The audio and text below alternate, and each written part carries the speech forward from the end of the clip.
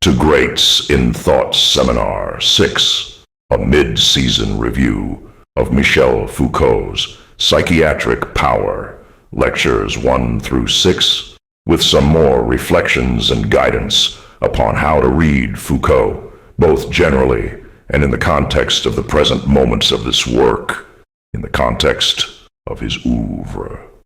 For the next 2 weeks, we will take a break from Foucault, considering the mind-bending work of Mary Douglas, Purity and Danger, that considers similar issues at a similar moment, but from a more grounded anthropological perspective.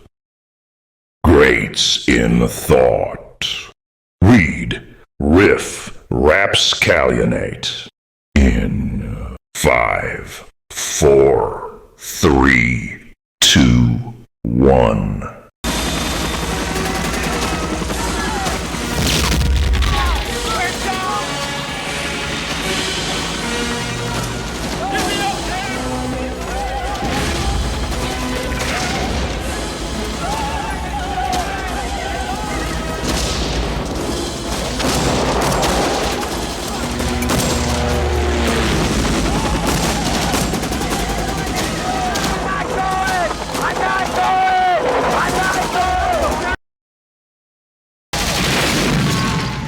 Secondaries down there in the plaza. Blue 3, Blue 4, hold on over position X-ray. Duke 6, we've got wounded down there.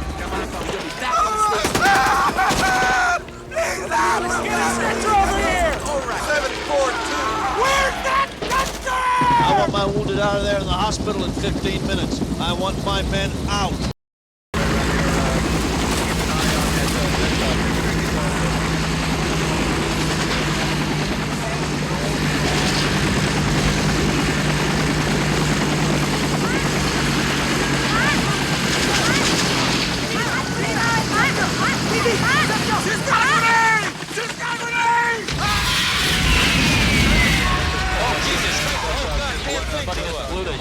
Fucking savages. Get some air in these trees. This goddamn eat up with enemy down here. I'm taking fire. I'm taking hits all over our farm. 3 o'clock my position. Drawing fire. I'm drawing heavy fire. Hit. Mayday. I'm going in. The tail rudder's out. I got control. What do you think? Wow, it's really exciting, man. No, the waves! The waves! Oh, right. Look at that, breaks both ways. Watch.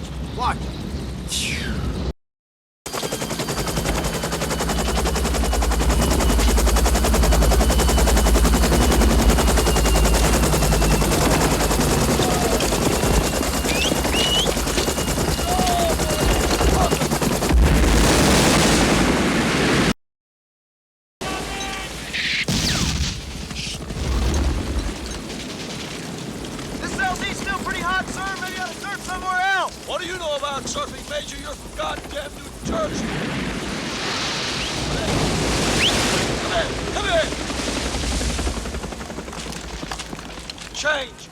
You mean right now, sir? I want to see how radical that stuff is. Go change. Still pretty hairy out there, sir. You want to surf, soldier? Yes, sir. That's good, son, because you either surf or fight. That's clear. Now get going. I'll come aboard and bring a board for lads. Till the boat gets here. Lads, I'll bet you can't wait to get out there. What? See how they break both ways? One guy can break right, one left simultaneous. What do you think of that? Bill, I think we gotta wait for the tide to come up. Hey, Lance, come here, look. The tide doesn't come in for 6 hours. You want to wait here for 6 hours? For R&R! If I say it's safe to surf this beach, Captain, it's safe to surf this beach! I mean, I'm not afraid to surf this place. I'll say surf this fucking place! Where are you, soldier? Now for this big Duke 6. God damn it! I want the tree line bomb! Big Duke 6, roger, 013, stand by. Moment of the Stone Age, son! Some napalm down in the tree line. Can you get twisted around trying to put it down here? Right, 1-3, you were fixing fuck with it. What's the target? I'm gonna suppress some mortar fire off the tree line down there. Roger, here we go. Good. Give it all you got and bring in all your ships.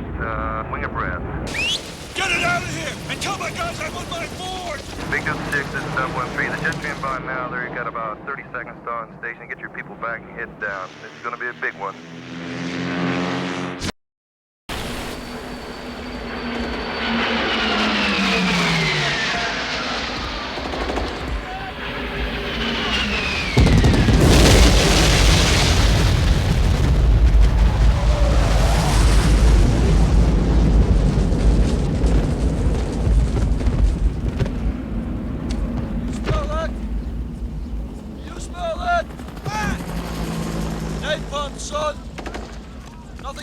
Smells like that.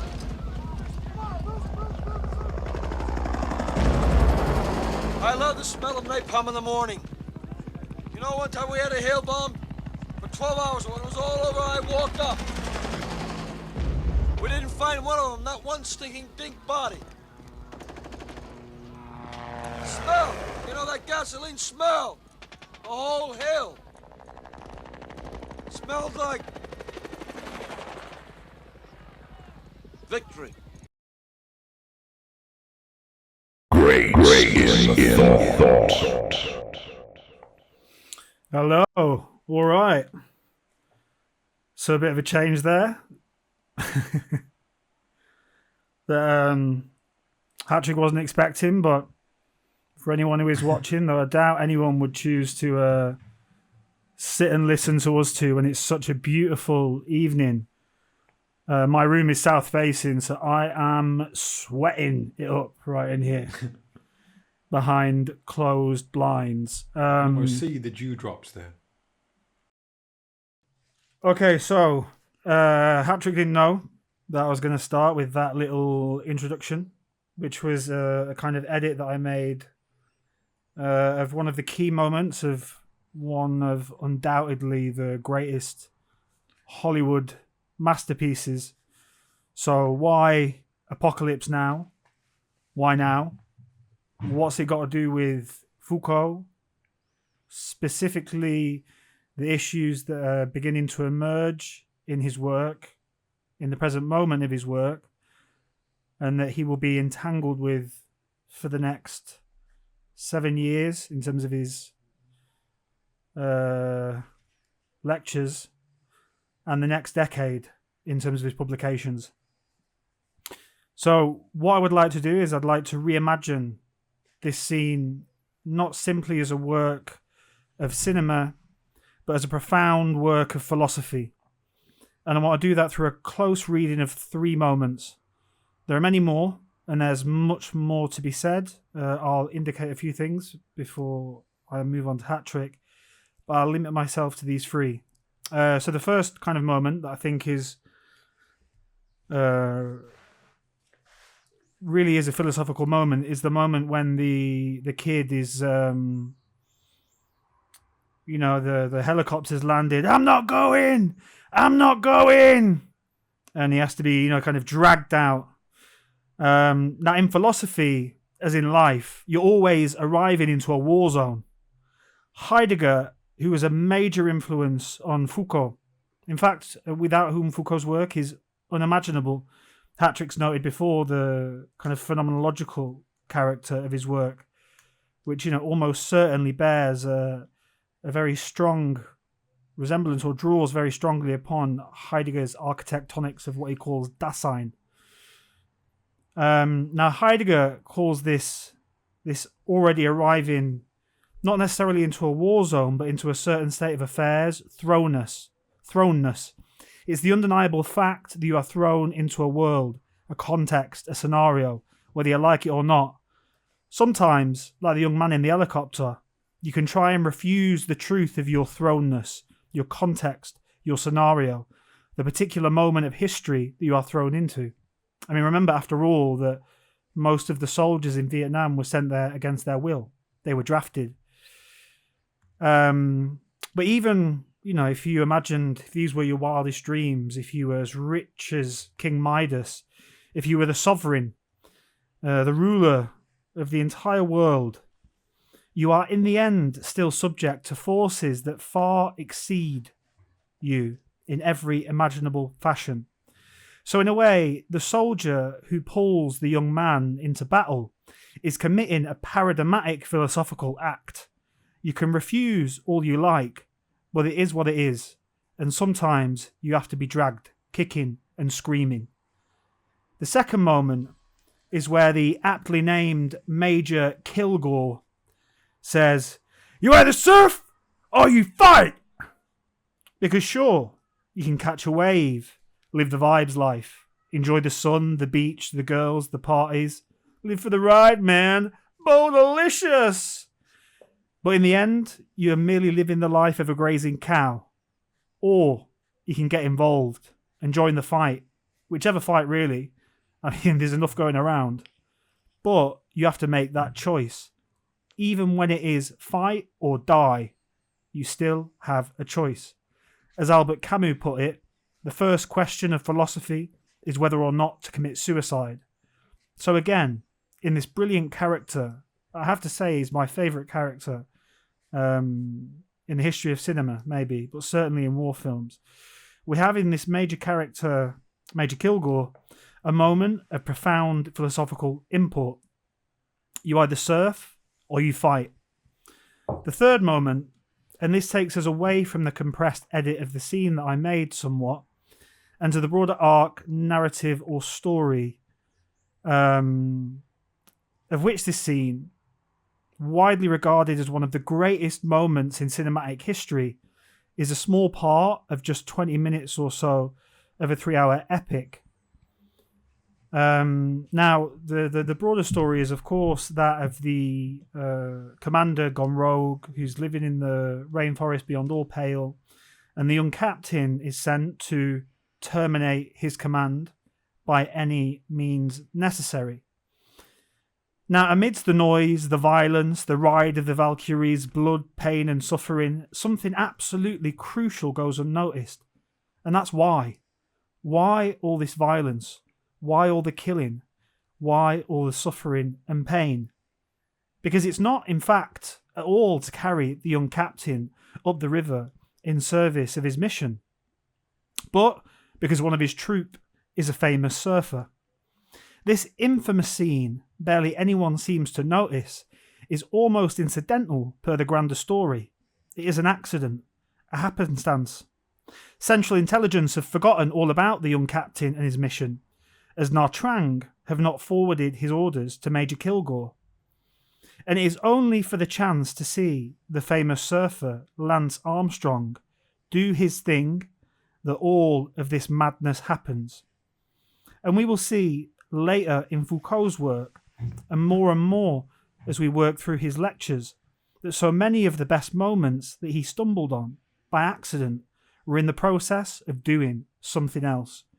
Great works, great thinkers, great thought. It doesn't emerge, as Bataille might put it, from the subordination of each and every activity to some purpose or telos, the utilitarian adjudication of which tells us whether or not it is worthwhile.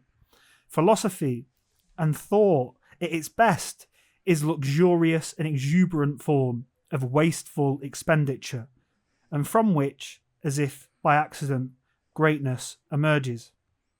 Now, just the other few kind of things to pick up on is one, the philosophical journey is one of turbulence. It's one of violence, of the self, of the soul, of one's sense of the world. You get hurt. People get hurt. And it's difficult. The other kind of historical note that I'd like to make is that whilst Foucault is talking about this confrontation between truth and power, of which I want to speak a little bit about Voltaire, Malebranche, later on, well, what was the Vietnam War after all? It was precisely the conflict between the kind of global so-called liberal economic order led by the United States and communism. The Vietnam War was precisely all about the entanglement of these two things, truth and power. And that scene is one particular instance where, in a kind of banal and vulgar way, we can see a certain truth draw upon power in order to try and install itself upon a people and a nation. Hat-trick. Yeah. No, I thought it was interesting. Yeah, obviously your take on that was to kind of extract a few philosophical injunctions from these particular moments. But what I was thinking about, and I think it feeds into some of the stuff you're saying, especially about, this character. What's his name? Major Kilgore. Kilgore. Okay, all right, nice. Yeah, no, and we've kind of discussed this many times before, but he sort of epitomizes masculinity in a particular epoch. Yeah, and what I thought was kind of like quite wonderful about this little segment of the film, which is obviously, as you said, revolves around his attempt to see this guy Lance, strut his stuff on the waves. Is that it's almost like it gives us a foretaste, a forevision of these macho leaders, a bit like Trump. It reminded me of Trump's promise to turn Gaza into the Riviera of the Middle East. And there's this idea, and I remember in Jacques Lacan as well, he has this thing that he dubs the jouissance of the father. Okay, now the father is like the sort of the principle of kind of almost like the principle of law and in the extreme sense the principle of reality as well. But precisely in that position, he's the one who legislates, who dictates, who punishes, rewards, and also says when you've met the standard, when you've not met the standard, and so on. But as part of the kind of luxury of his position, call it a kind of mutilated sovereignty of his position, he's also permitted all kinds of vulgarity, decadence, sloppiness, and hedonism as well. So there's this idea that you have to eat tidily, but the father can kind of like wolf down his food and spray crumbs everywhere. He's, that you have to make sure that you don't spunk your life away on prostitutes, but the father has to ensure that, he has his little holidays of pleasure, his little jaunts into the underworld is part of like his pay package, if you like. And of course, that Major Kilgore, what he wants to be, a figure that we're seeing actually quite frequently nowadays, what he wants to be is this kind of, a dictator of a kind of small enclave, So you get like, I don't know, in certain schools you get, which are run almost like, totalitarian states. You get the head teacher who kind of struts around and waltzes around the corridors and punishes arbitrarily, and he becomes like the dictator of the school. And you even get like, people working on the, head of departments becoming the little pot-sized kings of the corridor and so on. And it seems to be a slightly grander level. You have, the stuff like the Yanis Varoufakis says about Amazon and places like that. There's no market inside Amazon. Amazon is run like a sort of totalitarian communist state, with a quite like strict hierarchical structure. And, and Mr. Bezos himself at the kind of top, And so I thought that what's interesting here is this attempt to install a really like kind of primitive form of leadership within this tiny sort of segment of the world, his troops. And you get that moment again, which you how should I put it, that you kind of pinpointed or snapshotted in the selection of that particular moment of film, where he's talking in that kind of purring voice, almost Trump-esque, about my boys, make sure all my wounded, are taken, get to the hospital in under 15 minutes, I want my men out, that kind of thing, They're his men. But nonetheless, as this kind of father figure, as this benevolent dictator, as long as you remain one of his underlings, one of his sort of serving boys, one of his acolytes, he will look after you, care for you, caress you, fondle you. Which is obviously there's a scene that you didn't include, but we've watched together before, but afterwards in the campsite, where they're all sort of sharing beers and singing songs from the Old West, trying to recreate like a sort of fantasy of what life was like in America, in this utterly displaced utopia in the sort of wasteland of the battlefield. It's just I can't even like compute and digest and distill all of that richness right now, because but it's just it's this mix of utter poignancy and absurdity, just they're passing around the guitar, if I remember rightly, and stuff Yeah. No, it's incredible. It's incredible. Yeah, and then they have the cow that they've carried with the helicopter where they're making steaks, and Kilgore's like, I want mine rare, bloody. And then there's that kind of I don't know. I think the great thing about that film, again, it's this point of as if by accident, because when things are forced, right? So I'll just talk in a minute about what the young captain says in that moment. They come out almost as quite banal and pithy, but they have this luster of wisdom, that I so hate and despise in poetry and quotes, and it's where he says something like, the more that they tried to make us feel back at home, the more that we missed it, or the more that it made us realize that we weren't there. I think the other thing, to link back to what we've talked about in previous seminars, where you've talked about these forms of sovereignty, or like the Foucauldian conception of sovereignty that begins to emerge in psychiatric power. And here you make this distinction between, the father with his jouissance and, his ability to wolf his food down, whereas, the children must have manners. And it's something that I've been thinking about a lot recently, that I was talking about today.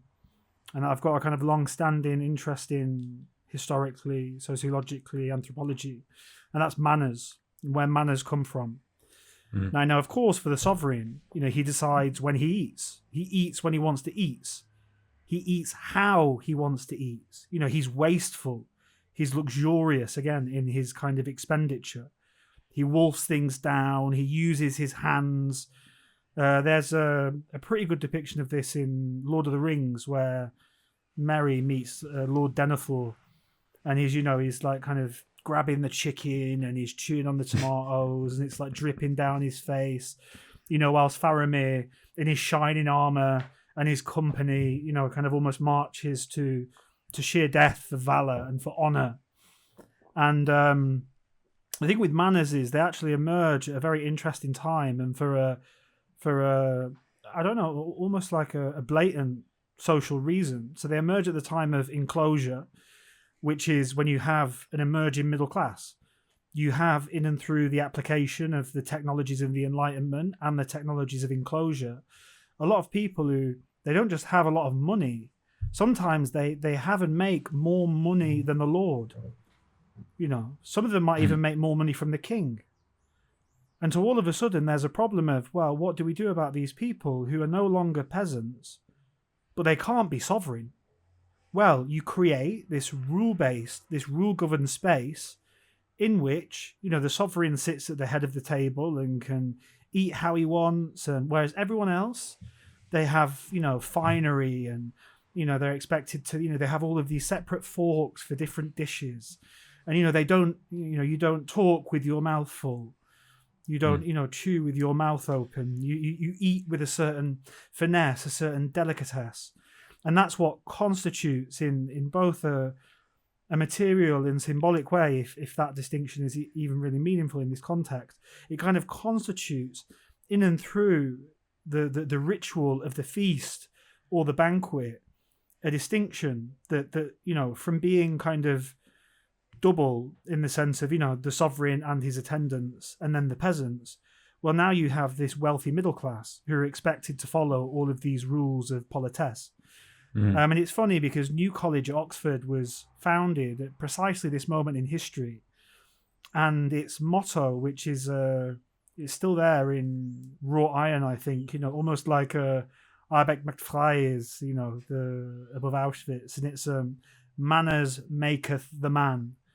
And I always have a kind of disdain and distaste for manners for precisely this reason, because to act within the realm constituted in and through manners is to relinquish one's sovereignty, is to submit to, a certain set of rules that, yes, kind of constitute or materialize the fact of your status as a member of the bourgeoisie or the petit bourgeois, but which at the same time negate your status as sovereign, as someone who has the ability to define a particular moment, who is precisely not subject to these rules of politesse, let's call them. Speaking of which, to be impolite, as usual, everything got a bit hastened at the start, and I don't have my water. So I'm just going to go and quickly grab a glass of water. And if you want to say anything, say something, or if you don't, I'll be back in 30 seconds. All right. Well, I'm just going to prepare something, actually.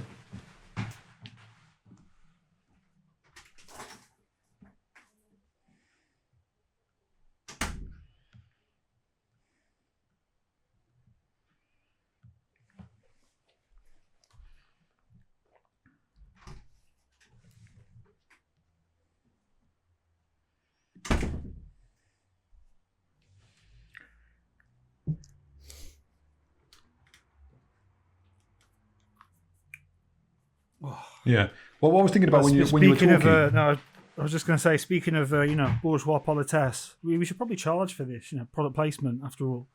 Got a nice bit of a sunny pea going on. I'm off the tap water today. I'm onto the hard stuff. Yeah. I was just asking myself, what actually is manners? Like, let's try and inhabit the mind of someone who respects, valorizes manners, but that, let's say, can't really be accused of being like self-effacing, of demeaning themselves in and through manners. What do they like misdescribe as manners? Okay, because one of the things that manners do is this moment of like when you encounter someone, you confront someone. Yeah, there's this moment of like hesitancy, a moment of skepticism, almost like a sort of, how should I put it? A sort of turbulent intimacy that hasn't yet found its way into language. So what manners provide is a way of reducing the potential conflict and friction, setting the stage for some future conversation. Now, I don't know if that they actually like. I don't know like if that works or not, but I think that's what many people think that happens. But what I think is that manner really represents a sort of degree zero of communication, and what people really crave and long for in that moment is simple reciprocity. Okay. I think that like I can pretty much respond to anything that someone says to me on the street, whether it's leery, lurid, confrontational, but on the condition that I'm allowed to respond. On the condition that it isn't just like chucked. It isn't like a sort of hit and run moment of communication. That they don't just sort of bowl me over with it, leave me concussed, and then dash off again. I just want the idea. I just want the promise of an exchange. I want the promise of reciprocity. And so I think that lots of people have that longing, but they're too terrified for the conversation to become meaningful, for it to become controversial, for it to become contentious. So manner, like sort of modern romance, manner is this way of like sharing a sort of risk-free, low-fat diet way of sharing the world with another person. Which both constitutes its allure and also the way in which it sort of like debases sociability. Because, I don't know, let's say in French parks or something, or most of the conversation is pure manners.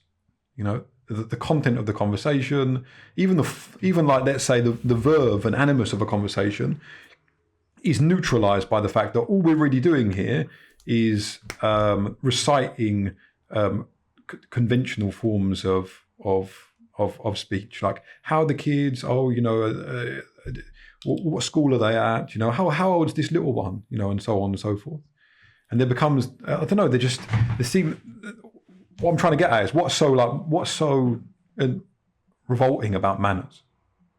Well, the cheapening of human discourse, the cheapening of human conversation, and the sort of like the pretense that a conversation is actually occurring, and therefore this exchange of manners, this ceremonial exchange, takes up the place, occupies the place where a real encounter might occur.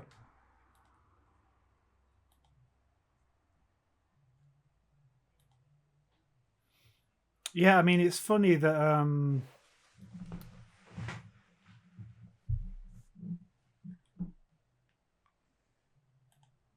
like you talked about thrownness and about refusing thrownness. Well, to me, manner is another way of refusing thrownness. Why is that like extravagant or opportunist? I don't think so. You're thrown amongst these people, and instead of finding out your points of difference, instead of finding out your points of connection, instead of risking being seduced or tempted or bedazzled by this other person, what you do is you substitute in a form of standardized exchange, a form of neutralized communication. That remains at this kind of like tepid, low volume, degree zero level.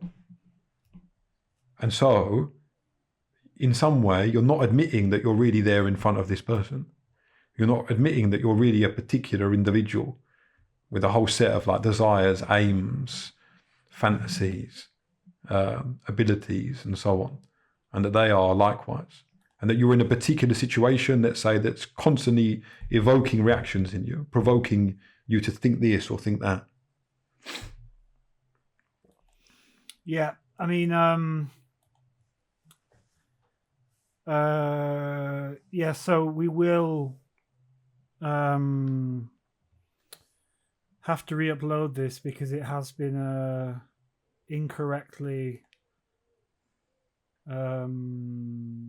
struck for the moment. I don't know when it will What, the stream is stopped? come back. Yeah, I'm just trying to work out because you keep going kind of jagged and as if, I don't know, like your screen keeps glitching and freezing. It'll be fine. I can re-upload it afterwards. But it's kind of it's coming in and out. I'm just quickly seeing if there's a way. No, so what I was going to say anyway was that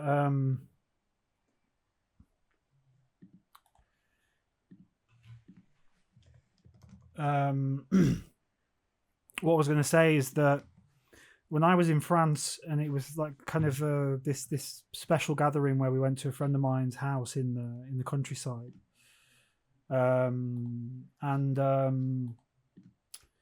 we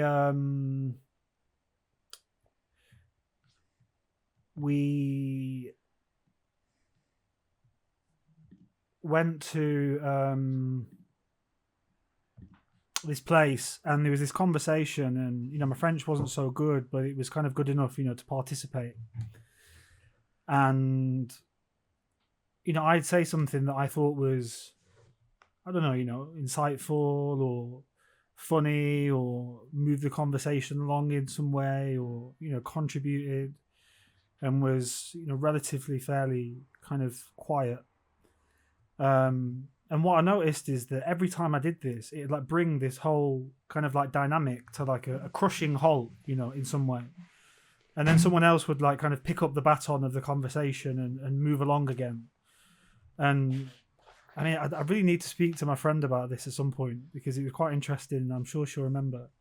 But it was as if, like what you were saying, where I don't think that it was actually manners as such, but there was a certain way of conversing in which it was kind of like a social game.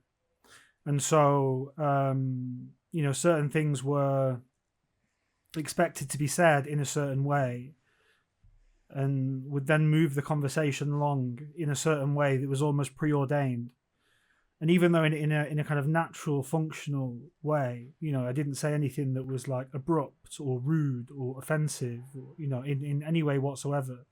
Nonetheless, it had the function of kind of, I don't know, like putting the brakes on of the whole dynamic. It really was quite strange. Yeah, that is strange. Yeah, but it's part of because I don't know, there should be someone who writes something called like Manners and Melancholia, Because I do think that the manners are this way of, as I said before, you can take it at this metaphysical level. They're a way of opting out of existence. Okay, they're a way of conducting a sort of a parallel life that is in some way immunized against and protected against, like the influx or the sudden infringement or impingement of reality.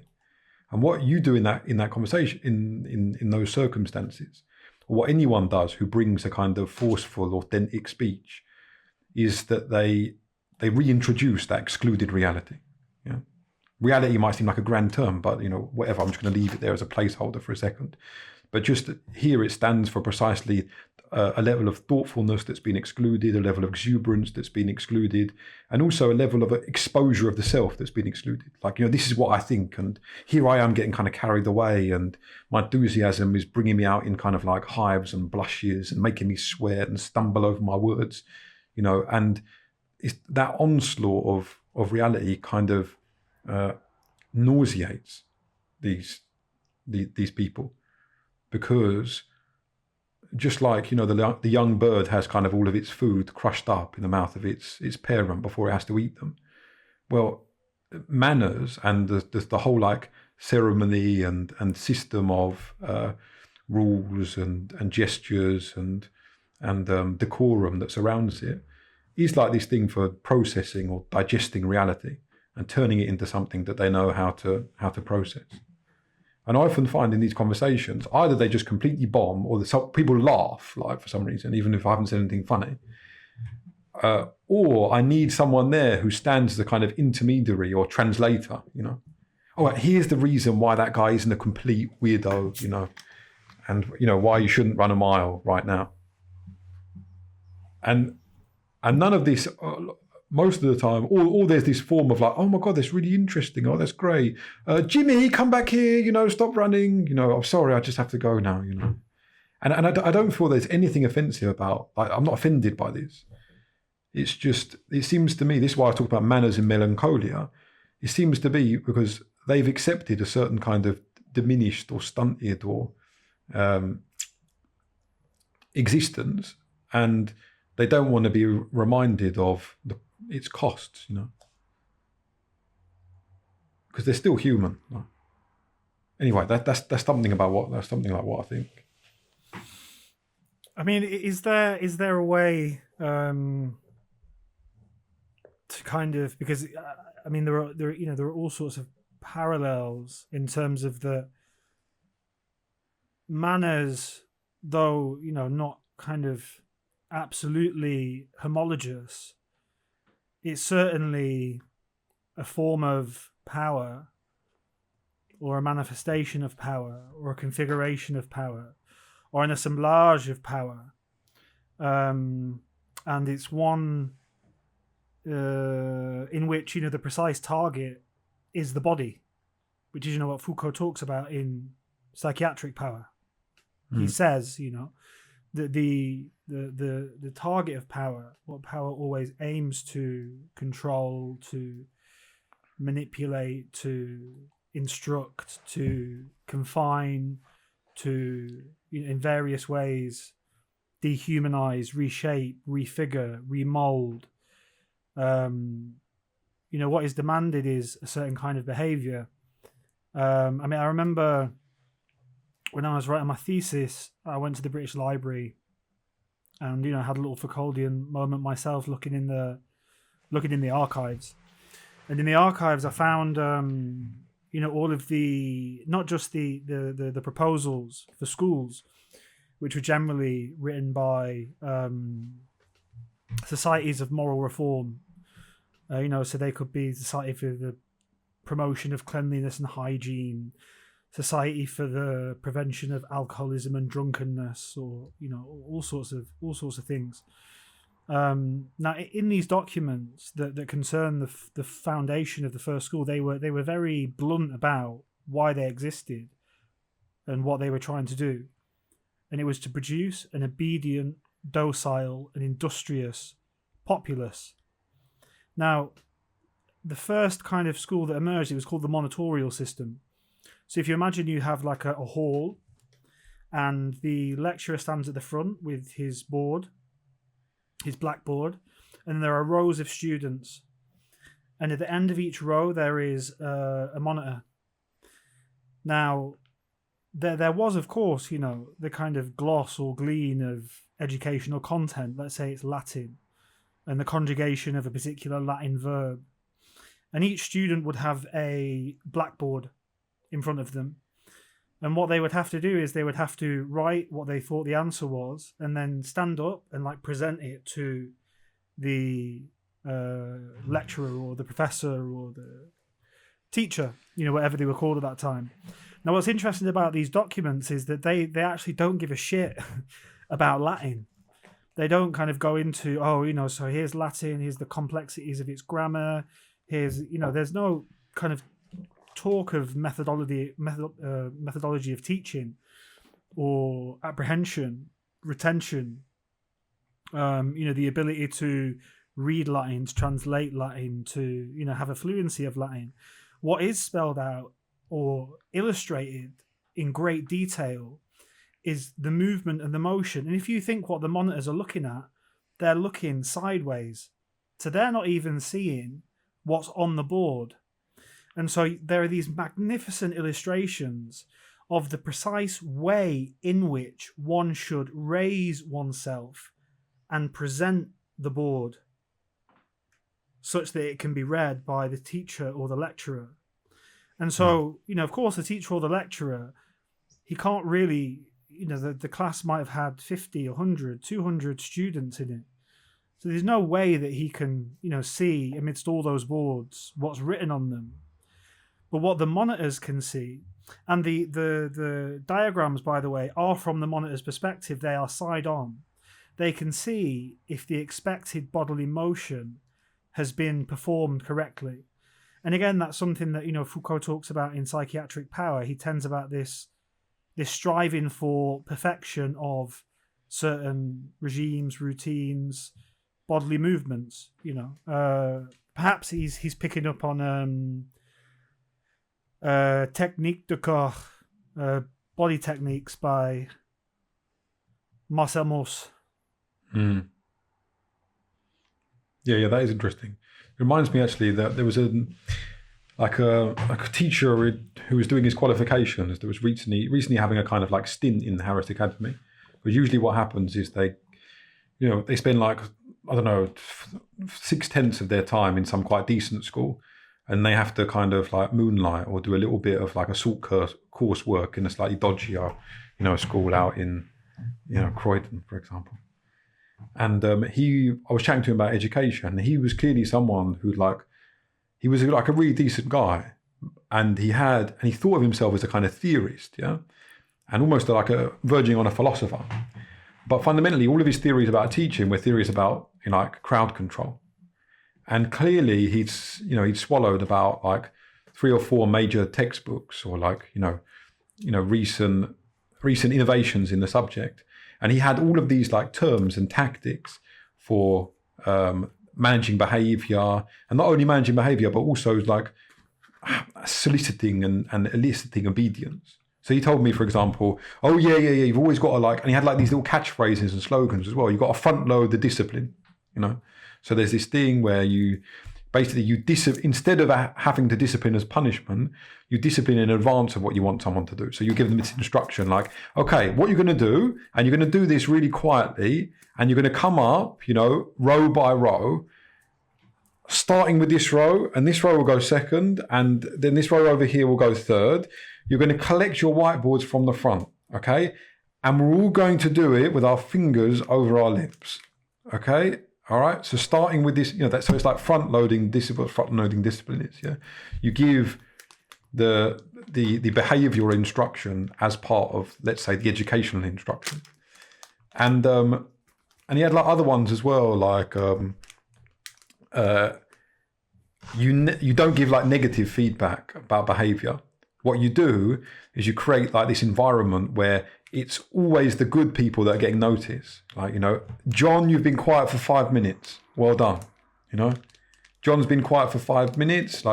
You've had your you've been like working away there, without talking to your friend today. That's really, really good. And often to the extent where you lie to them, they haven't been good, but they've been good for like 1 minute out of 10. But you focus on that 1 minute and you make it dominate like their whole sense of how the lesson has gone. Now, in a certain like way, this seems like kind of like astute and shrewd and at least like to have some sort of pragmatic value. But like it doesn't take long before you start to think, but wait a second, they're supposed to be learning science here, no? But really, this sort of baroque, convoluted schema of like rules and principles and tricks and forms of seduction and enticement had actually sort of taken up his whole mind, And so I was questioning about the subject, and he was just like, well, there's a curriculum, and it is what it is. Now, I do think that guy was like really lovely, and he could have been turned, and like in subsequent conversations, he was like really eager to hear about like my ideas and stuff, and he showed himself to be like someone who actually loves science. Nonetheless, it was quite worrying to think, not only did he have this, an idea of education that basically resembles the one that you've just described, and that conforms to like what Foucault calls a kind of moral orthopedics. But obviously, he was very young, and he was already a card-carrying member of this club. He was already a fanatic, but he didn't have any of the traits of the fanatic. He wasn't like zealous, or militant, and he wasn't like slamming his fist down upon the table. What he'd done, he was just taking it like, a fact. Like this is good thinking. This is a clever way of teaching. And he was kind of proud of it in the sort of gentle, light-hearted way, as you might be proud of like, having lowered your golf handicap or something. No, I'll tell you an anecdote in a sec. Just why you've got the new mic. Yeah. Obviously, we'll be continuously improving our setup and our equipment. But if you think about, I don't know if when you watch a singer sing, when they get louder, they move away from the mic. Okay. And that's because what happens is like, if I kind of all of a sudden come here, it starts like clipping and comes a bit, raspy. So it's all right. It's just something to think about. But since Jakob requires a certain kind of moral orthopedics from me then. Yeah. Maybe just turn your gain down a little bit. Yeah, all right. But because both because Jakob's not here, but also because it concerns where we used to work, so I'm sure you won't mind, is quite a funny little anecdote. It was when I was living in Copenhagen, and I was the equivalent of, I guess, like the duty manager of this bar, this pub on Nyhavn, which is super touristy, but it's the kind of classic picture that people take when they go to Copenhagen is by this canal with these multicolored houses. So it had like a terrace. Now the thing is, like Denmark, the booze there for most of the people is really expensive, but for the rest of Scandinavia it's cheap. So you get these Scandies who arrive on like the equivalent of booze cruises, and they're already kind of a bit uproarious and leery and loud, And in the outside area, you did table service. And, I went to this table and it was, this kind of like cacophony of orders. I was like, whoa. Have any of you ever been to a restaurant before? And they all, funnily enough, they all kind of suddenly like adjusted themselves in their chairs and sat up straight and kind of looked at me, like I was this schoolmaster.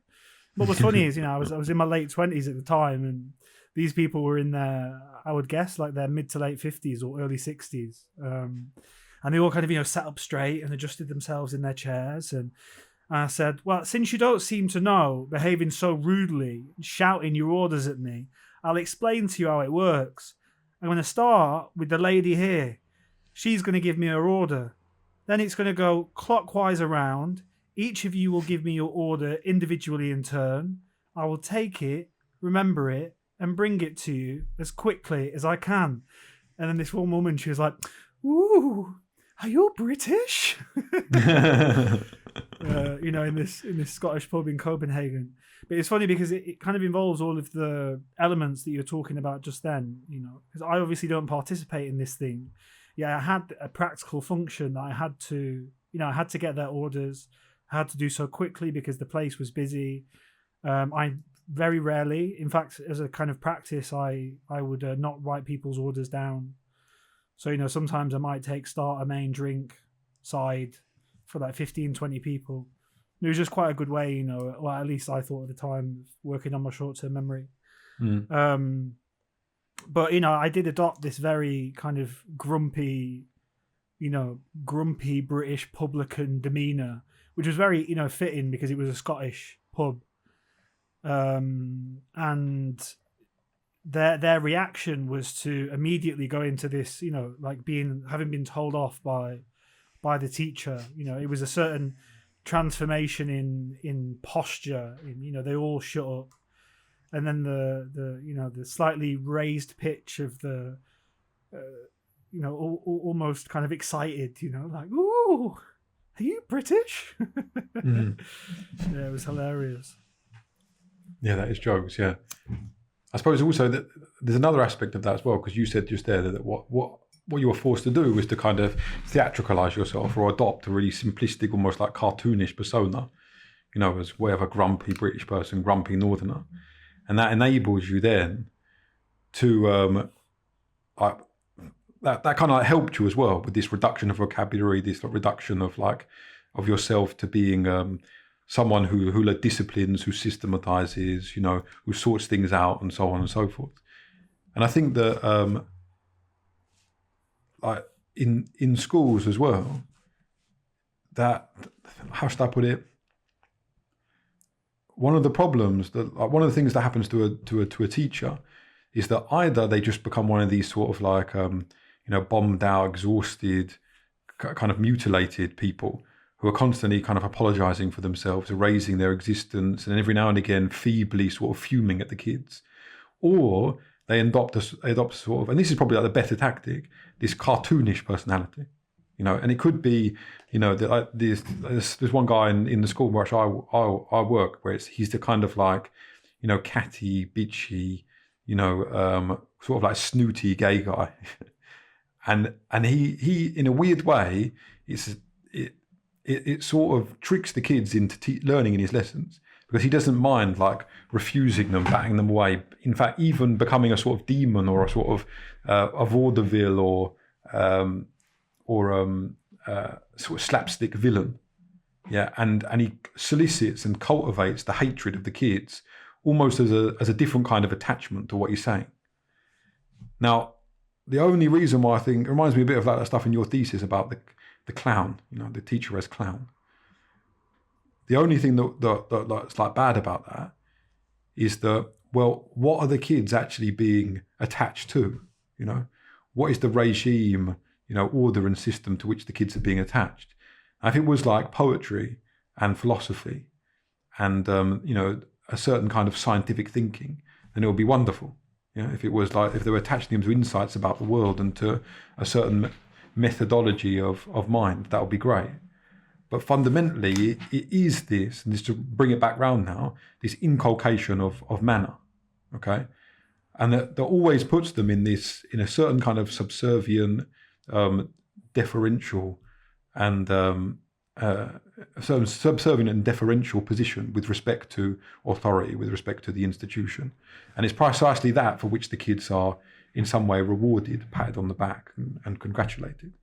So maybe what we see in the park scenario, especially in French parks, and I'm talking about middle class people, is precisely people who did surrender to that system, were inculcated in that protocol of manners, subservience, deference, and decorum, and so feel a sort of mortification of soul, a laceration of soul because of that. So then when someone comes along, whatever this Mr. Reality arrives, they feel how should I put it? It becomes, what erupts is in a way sovereignty, is in a way the refusal of that subservience and deference. But it's something else. It's like something that now they've so utterly excluded from their own system of thought and their own modes of being, that it's like that film, The Thing, it's something mutant, it's something revolting, it's something sort of, this is why you see the build-up of these words: disgusting, revolting, seedy, sinister, grotesque, amongst these people. And what do all these things describe? Well, they describe a certain sort of from their point of view, an incorrect deployment of manner. That's not the way we do these things. You don't speak like that. You can't just run in here and say that. These kinds of things, these sort of vetoes and prohibitions.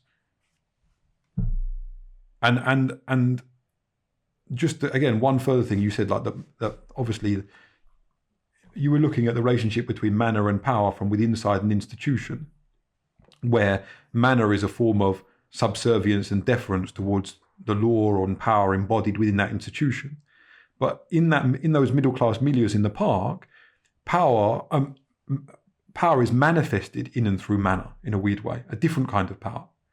So certain types of people within that park milieu are excluded on the basis that they are not well mannered, on the basis that they do not evince a certain kind of respectability, on the basis that they have not been socialized in some way.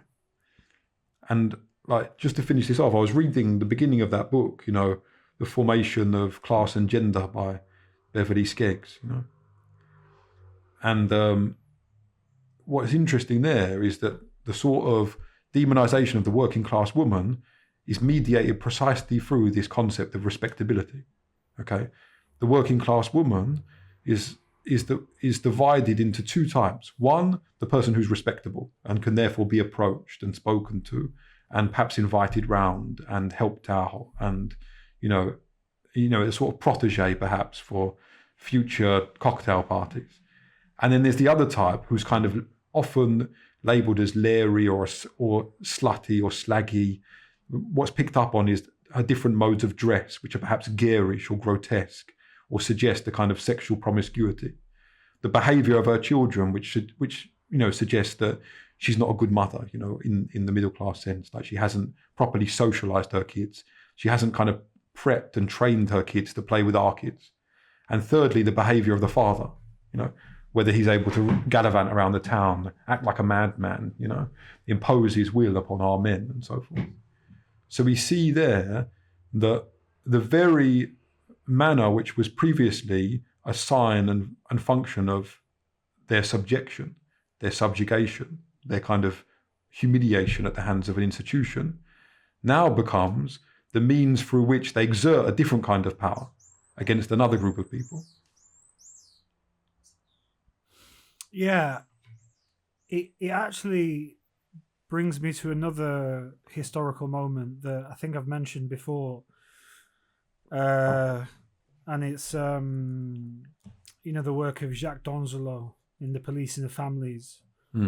Now, if you remember when I was talking about these societies for moral reform, they were generally led by women, and I think what's quite interesting about the feminist movement, of the suffragettes, Manchester, is that it was kind of a bourgeois movement, and it was opposed by many working class women, and it'd be something really interesting to explore. But why was that? Well, because the bourgeois woman, the responsibilities that fell upon the working class woman, she didn't have, right? So these responsibilities to make sure that the child is well dressed for school, to make sure that they attend, to make sure that they complete their homework, that they behave well in lessons, to make sure that the husband goes to work, that he doesn't come home after spending all the family's money in the pub. All of these functions that working class women took up in the 19th century, and which became for them a source of power. But in my view, they were kind of hoodwinked or fooled because they did gain a source of power within their limited domestic sphere. But what they actually became was a node or relay for a greater operation of state power, insofar as what were the children going to school for? They were going to learn how to be workers. Why was it that the women disciplined the men in such a way? Well, it was so that they were, docile. In the Latin sense, docilus, it means preparedness to be instructed. It doesn't mean like supine. To be docile, obedient, industrious workers. And that was a major source of power for women in the 19th century. And I think because the suffragette movement came from a higher, wealthier strata of society, a kind of bourgeois side, I think that introduced all sorts of complexities, and I don't think that those complexities have ever been, resolved. And part of the crisis in gender, in masculinity, in femininity, in LGBTQ that we see today, I think has at least part of its origin, part of its genealogy in a Foucauldian sense, like some key historical moments for that, is this moment where the woman becomes this relay or node for state power, which, brings up this kind of, Foucauldian evocation of the panopticon, in so much as, they surveil the home, they make sure that within the home certain rules of propriety are followed. But at the same time, you have a feminism emerging from a different strata of society that necessarily implicates and involves them, but doesn't necessarily take into account or understand this particular conjunction or linkage of power in and through the working class woman as node or relay. I think that gets complicated again in the wars, where the women take on this incredible role of manufacture and industry. So it's not only the children are often sent away from the cities because of the bombing. So the children end up kind of living 5, 6, 7, 8, 9, 10, in barns and kind of all over the countryside. And the mothers, well, they remain in the city and they work in the factories. And then that's kind of another complexity and complication. And then you have the end of the war where, well, number one, loads of men have died. So there's a huge demand for labor. And so again, you have this another kind of complication of power, but this time it's kind of monetary and fiscal, in as much as women kind of very directly enter into the workforce, and then at the same time you have a lot of those kind of domestic tasks that would occupy a woman's day. You have like the invention of the washing machine, for example. Well, why was the washing machine invented? Well, there were all of these factories that had been geared toward a whole system of industrial production, a whole complex assemblage or dispositif of power that was geared towards industrial production for the purposes of war. And then it's like, well, what do we do with this? How do we maintain this? How do we keep these people fed? How do we keep them housed? How do we keep them employed? And one of the answers was the mass industrial production of goods.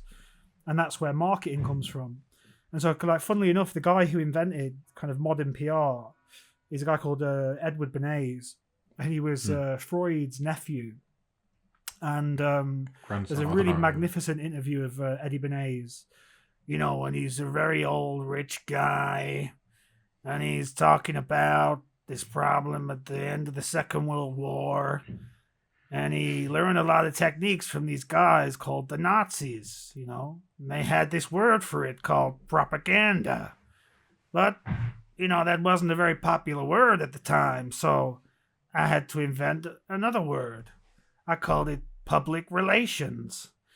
And he talks about how he spoke to, Uncle Freud, who was too busy with his own affairs to come over, but he sent one of his at least reliable students, I don't know, in the kind of hierarchy of Freud's estimation, where this guy that he sent over to America from Austria, I think, was.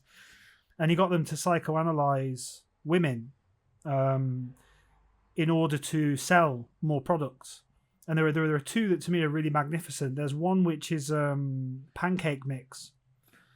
And so basically he performed this like psychoanalysis of, and like regression and a number of techniques upon women, and found that in some way the women that he studied, or at least the results of that study, suggested to him that this was robbing women in some sense of their sense of care in terms of the provision of nutrition and nourishment.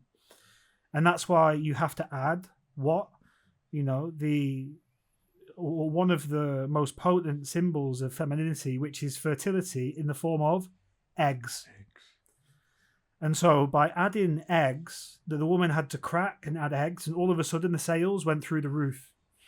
And the other good one was cigarettes. So at the time, it was taboo for women to smoke cigarettes.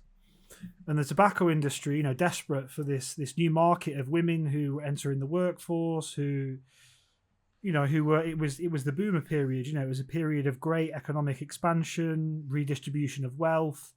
So you have these women, this huge untapped market, but smoking was taboo. So what do we do about it? So again, he gets one of Freud's proteges to perform a study. And that study suggests that, again, of course, the cigarette is symbolically a phallus, a cock, and the taboo is somehow entwined with this relationship of the cigarette to the penis. So he stages this whole, it has to be the greatest marketing stunt in history.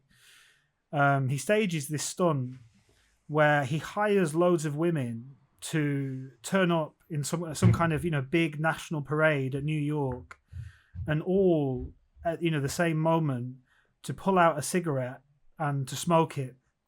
And at the same time, he kind of, through various nefarious means, briefed the newspapers that there was going to be a big feminist protest at this parade. And then the headlines in, I don't know, the late edition or the next day were "Torches of Freedom," which there you have it. It's Lady Liberty, and what does she have? She carries a torch of freedom. And again, the sale. All of a sudden, this new market emerged, and women began to smoke. It's a slight diversion. And then of course, you have, as another kind of complexity in throw in the mix, you have the sexual revolution in the 60s. You have the kind of abject failure of the sexual revolution of the 60s. And when we get to the history of sexuality, volume 1, that's where Deleuze and Foucault fall out, right? Because Deleuze is very much in this Wilhelm Reich mode of the unleashing of sexual energy, of sexual positivity, of freedom, and all these things. And Foucault's point, or a point that Foucault will come to and that we will come to in the consideration of his work, is whoa. There is no sex without power.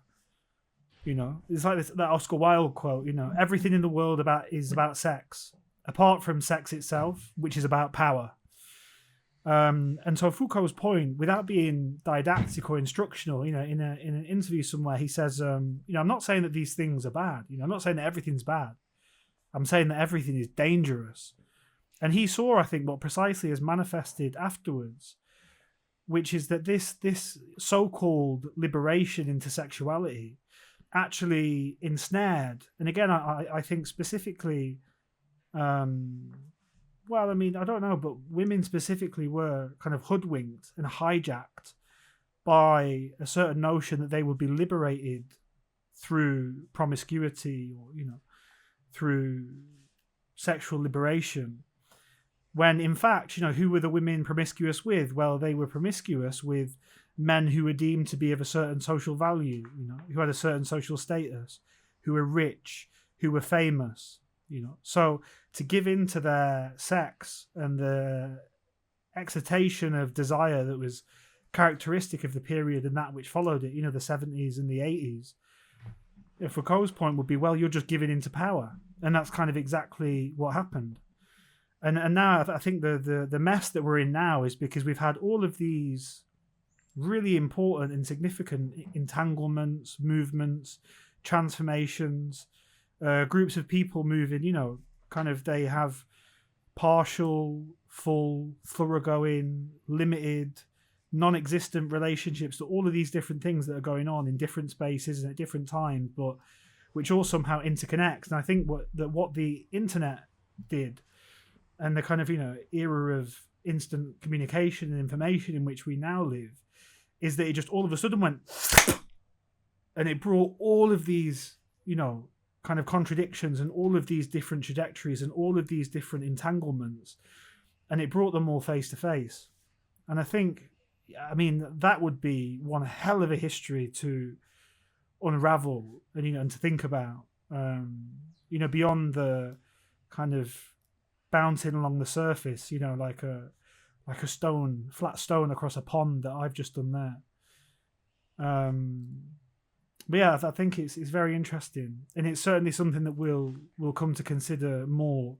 And in the vein of this period of Foucault's work, which is very much concerned with the relationship between truth and power, albeit in this lecture series very much in its nascent state, where he's very tentative and is addressing the criticisms of his old work as to the why. Why do these assemblages of discourse, of reason, of order, why do they exist? Why do they come to dominate or influence to such an extent that they shape, form, habituate people so that they live the lives that they do? Mm-hmm. What's interesting about like the Eddie Bernays, is it? Yeah. Is his like whatever in his, like, let's say his intervention into the political scene. What he does is something like, let's say, capture and then commercialize the social energies of the time. So we see from your like micro history there, this idea of, okay, well, you have women, they're starting to how should I put it, nurse new longings. Yeah, they're starting to have a desire for a life that matches up to certain kinds of sublime concepts like freedom, like individuality, like adventure. And one of the ways in which that may happen is through a certain intensification or development of the women's liberation movement. So you have the woman in this state of like in this moment in human culture, in rehearsals for a kind of political maneuver that will take the form of, in some sense, like without being like dramatic or eschatological about it, but will take the form of a kind of rebellion or revolt. Now, what's kind of beautiful about that Torches of Freedom one is it quite cleverly captures and commercializes that precisely that animus, that like dedication to revolt. And it reminded me of something that like Mark Fisher says about what happened in England and America during the sort of late 70s and into the 80s, is that the left didn't see that there were a new set of kind of cultural, social energies that were beginning to sort of flourish and predominate. And one of these forces had to do with the idea that, okay, there were kind of huge systems, like one of which is bureaucracy, the other one of which might be a certain kind of a corporate system embodied in firms like IBM, that are kind of deadening everyday life. The individual, in his charisma, in his flamboyance, in his kind of style, can't flourish under those conditions. And Mark Fisher pinpoints this Apple advert, of like a really famous Apple advert of, I think it's 1984 or something, and it basically shows a group of sort of hypnotized, gooey-eyed prison inmates all staring up at a big screen. Okay, and they seem to be in the process of kind of being brainwashed and dictated to by a big figure on this screen. And in these ranks of different, of seated rows, each individual is indistinguishable from every other. He's got kind of like a shaved head, like he's just in the asylum or something. He's got a sort of a greyish uniform on. And this scene there of like sort of George Orwell, Big Brother type indoctrination is intercut and juxtaposed with an image of a girl with a torch in her hand who's like blonde and in colour and wearing white and is tanned and is kind of athletic and gazelle-like and beautiful, and she's running with this torch, and eventually when she finally gets to this little conference hall, she throws the torch at the screen and smashes it. And there's a sense in which it's like, okay, this is individual audacity destroying the old aura of systemic control. And just as in your example of this, of like, adding egg to the pancake mix, which both allows the woman to retain her freedom because she's not buried or besot or like, bamboozled with housework, but also allows her to retain her relationship to maternity, to nature, to like, how should I put it? Reproduction and care and so on, by adding this little egg, this symbol of her own fertility and her own productivity to the pancake mix.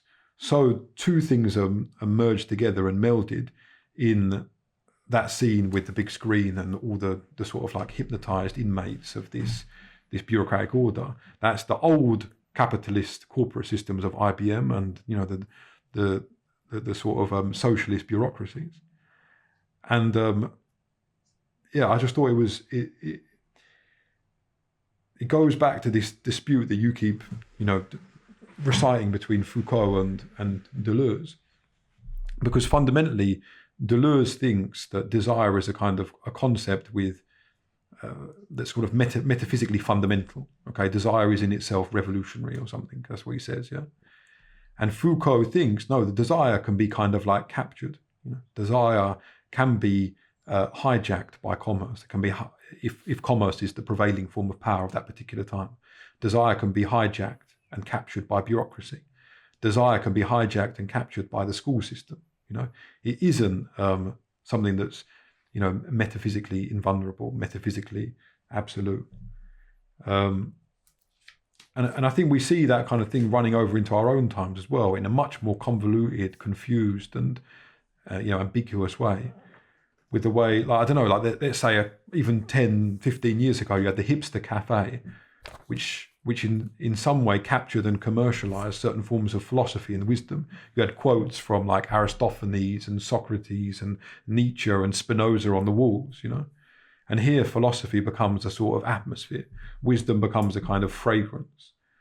And that longing to be educated, that longing to be cultivated, that longing to be wise, that longing to have theories about the world is in some tiny way assuaged, receives a kind of substitute satisfaction when you sit in this hipster cafe and you're surrounded by these quotes, and you have people with certain styles of dress which express a sort of maverick attitude or whatever it is, or that make them look like they've been to university and so on, and that they dress in the style of, I don't know, the 70s and so on, where people used to read books.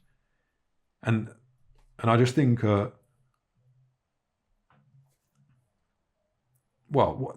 power is something incredibly mercurial, elastic, and it can wear many different faces at any different times. It has like just a kind of astonishing ability to recreate this forms of disguise and subterfuge, and to parody basically everything that you think of as most important. It has its own version of wisdom. It has its own version of revolt. It has its own version of being anarchic. Yeah, well, I've got a lot to say, so I had to, because it's now like six things, and I'll do it in kind of reverse order. So this idea of subterfuge, and just to is something that we will get into a bit later, because I think part of what or at least one of the inversions that Foucault wants to make in regards to power. So I mean, I've been, and I'll talk a little bit more about this when I talk about Voltaire. But he wants to get rid of this idea that power wears a mask. That's kind of in the panopticon, precisely the principle is one of visibility. So although the visibility is asymmetrical, so the prisoners are always visible and always conscious of their visibility, but the tower, which is imagined as this thing where any of the community can go into and look out from. So the idea is that you never know that you're being watched.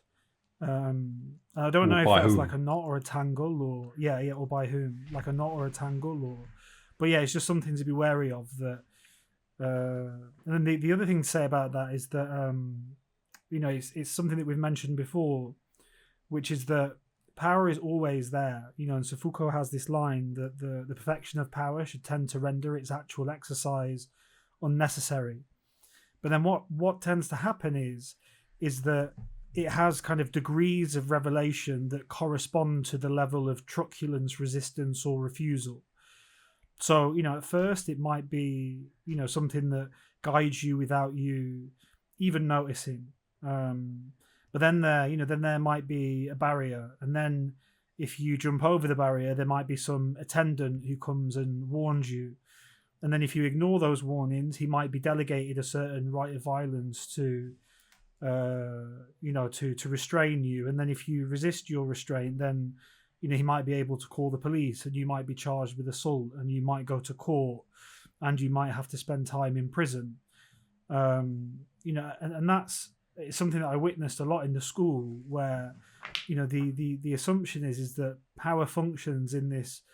It's either silent or it's anticipatory.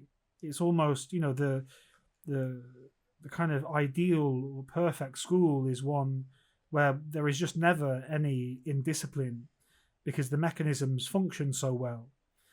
But then when the mechanisms don't function, well, then there are structures, processes, procedures in place to kind of deal with that. And then when they don't work, and each time the articulation or the application of power becomes more vulgar, more immediately legible, more readable. But kind of advocating that loose reading of Foucault.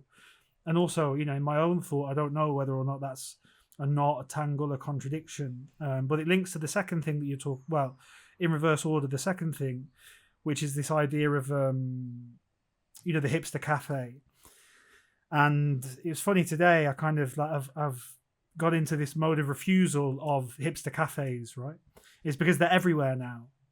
You go to any major city in the world, pretty much, even kind of minor towns on the traveling circuit, in the middle of nowhere in Vietnam, and you have a cafe where you can get your flat white and your smashed avocado on sourdough rye bread, and they all have like a similar kind of aesthetic, and they serve similar kinds of foods. And what's really funny and ironic about that is that there was this book published in, I think it was 1992, by a French anthropologist, and it's called The Anthropology of Non-Spaces. And he was talking about non-spaces in the sense of like airport waiting lounges, or bathrooms, or these kinds of places. And kind of ironically, like having done quite a lot of traveling, especially in the last few years, airports have precisely become not non-spaces. They are very different and diverse. So, the English airport has, and this links to the first point, right? So it's like I was flying from one of the terminals at Heathrow recently to go to a wedding. And I had this like big carry-on, because I was like carrying my kilt and all this stuff. And, and it was really quite heavy. And the handle had broke, so I was kind of annoyed and irritated about this. And then also I'd had this thing at security because the kilt has like a knife brooch on it, and there was a bit of hoo-ha as to whether or not they'd take this off me, and and it was kind of a bit stressful. And you kind of enter into the the area where there's shops and where there's food, And rather than there being stairs down to where there's seating, it's like a circle, almost like a kind of viewing thing. And it forces you to walk past all of these shops before you can go down into the area where you can sit, repose, relax, rest. And so that's, an example of, and I was very conscious of this at the moment, both because I've read Foucault and also because I was pissed off. And I was like, you fucking bastards, like, you won't even let me just get to a seat. You're forcing me around this carousel of, things that I'm not interested in, I'm not going to buy. You're just wasting my time and you're causing me annoyance and stress, just in a kind of a blunt and quite unsubtle attempt to make me buy things.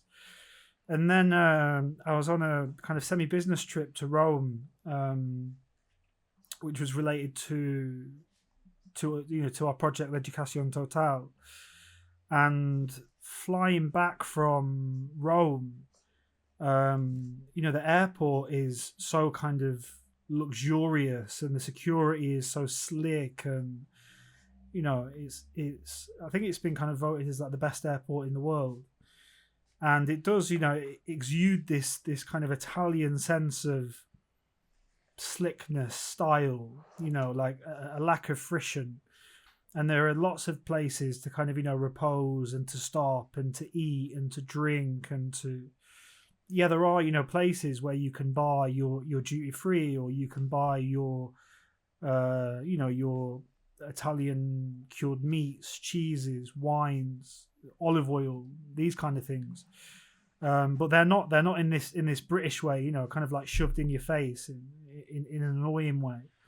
They kind of, linger seductively, with their kind of like legs of meat, kind of hanging in this, almost like a kind of, Baroque scene of a Italian delicatessen. And so, yeah, I find it funny that there's been this kind of radical inversion of non-space in which precisely what was, this space that had this, what was an admittedly forced, but, nonetheless, semiotic delicatesse, in terms of a particular kind of aesthetic, maybe some like, some lounge beats in the background, a bit of jazz maybe, good coffee, nice food. That has become a non-space, and these places really irritate me, like I want the builder's calf, like I want my cup of tea with 50p, I want, burnt, soggy bacon, overcooked eggs. There's something kind of real and earthy and gritty about that I really enjoy. And these kind of hipster non-spaces, I really don't. The last few things, so it was just when you were talking about desire. So the thing that Foucault and Deleuze really clashed about was, and the line from Deleuze is, one should not desire revolution, for desire itself is revolutionary.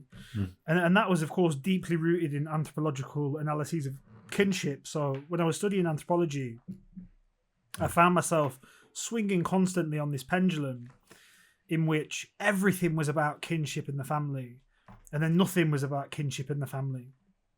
And I still haven't found, my kind of position or answer to that question or problem or paradox. Whereas Foucault's argument was that I cannot see desire as lack, and that's why they had a big falling out. Now, lastly, kind of three reflections on this throwing. You were talking about this symbolic act of the woman throwing at the screen. So the first one is there's this kind of darling of the circle jerk art world, by which I mean, this kind of art that you only know about or care about or have a kind of inclination or understanding of, because certainly it's, her artwork is, to me, just absolutely shit. Yet, she's exhibited all over the world. Her art's talked about in Frieze, in Art Forum, in, kind of overlaid so thickly with interpretation. I almost imagine Hito Styles' artwork as like the body in Kafka's In the Penal Colony.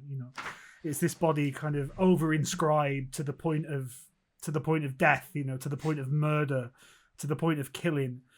And I kind of came across her because, being part of the art circle jerk, it's closely related to the English literature circle jerk, about which we talk and laugh.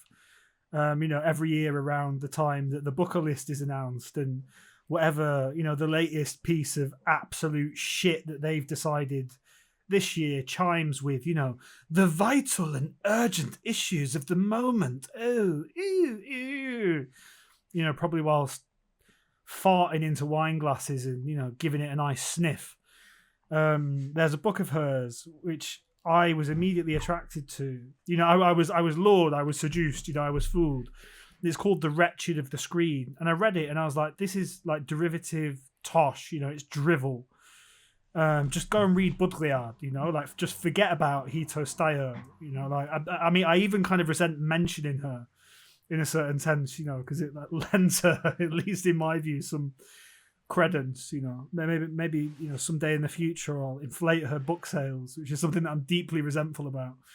But anyway, her most famous work, it's called Smash, and it lacks any of the kind of richness or value or power of what you were just talking about, but nonetheless in a superficial level kind of involves similar elements. And it's a short film, and honestly I couldn't stop laughing while I watched it. I was like, fucking hell, man, like people are, there's a whole world, there's a whole economy, there's a whole group of people who who have their heads so far up their own arses, they can't taste the difference. What's that line in that film? You won't be able to taste the difference between shit and shoe polish or something.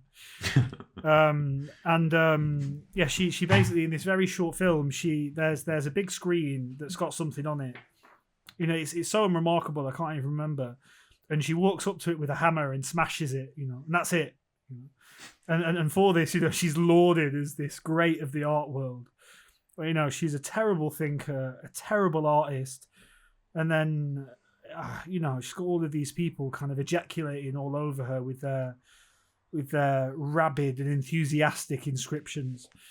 The second was around the context. I think it was, during the Iraq War.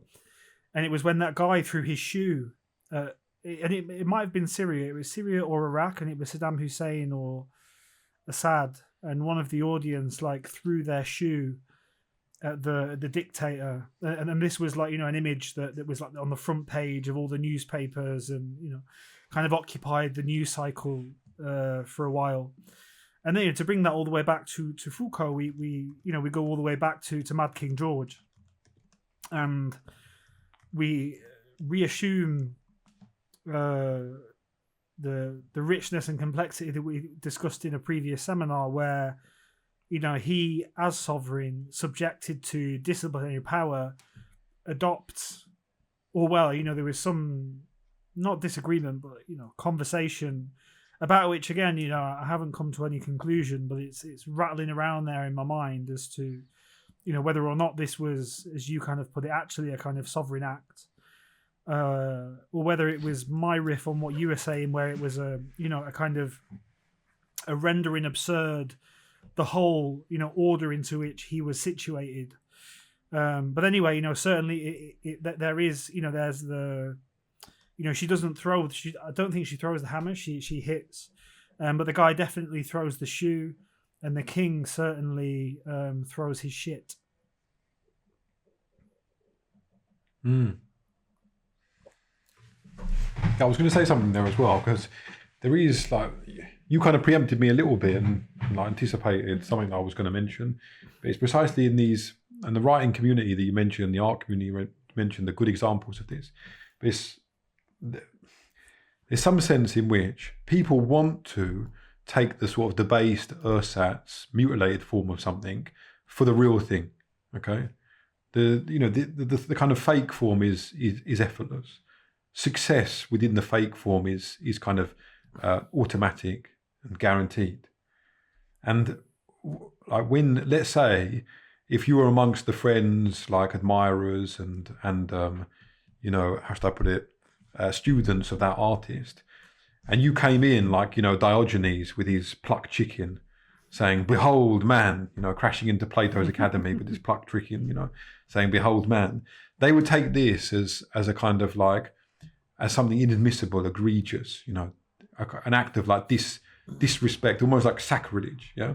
And weirdly, one of the ways in which that they in order to save face, because they also have to maintain the idea of themselves as kind of maverick or rebellious, you often get scapegoated as a kind of killjoy, party pooper, yeah, because that's fundamentally what you have done. You've ruined the party. Yeah, everyone was enjoying themselves.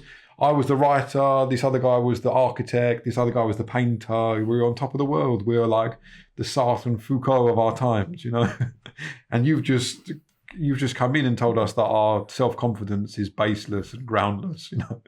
You fucked up the party.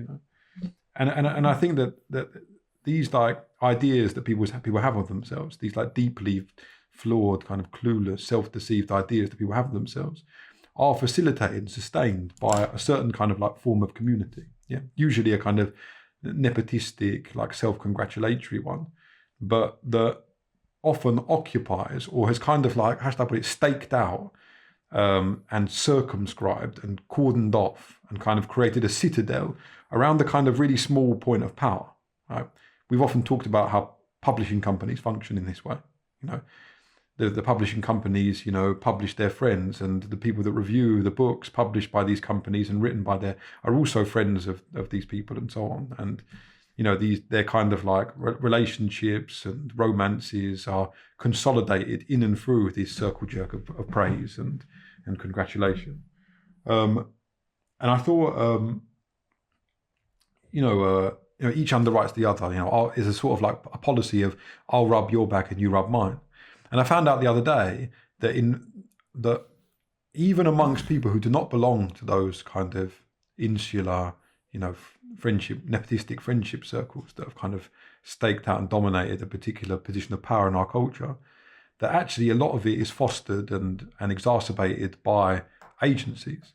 So what agencies will do, they'll have numerous writers on their books, and they'll create sometimes contracted or sort of gentlemen's agreements between different writers that they will write, rhapsodies. I'll write a rhapsody on the back of your book if you write one on the back of my book, and so on. Now, before I said that, one of the things I wanted to say is to link, often our critique of these people takes a similar form to our critique of manner, okay? Because what justifies someone thinking of themselves as a writer or artist is that their work conforms to a particular, how should I put it, an empty display of technical ability, okay? And this empty display of technical ability, the ability to craft a kind of sentence that people can be like, oh yeah, that demonstrates, what we've now imbibed and absorbed as good writing, this sort of fetishized, sublimated idea of what counts as good writing,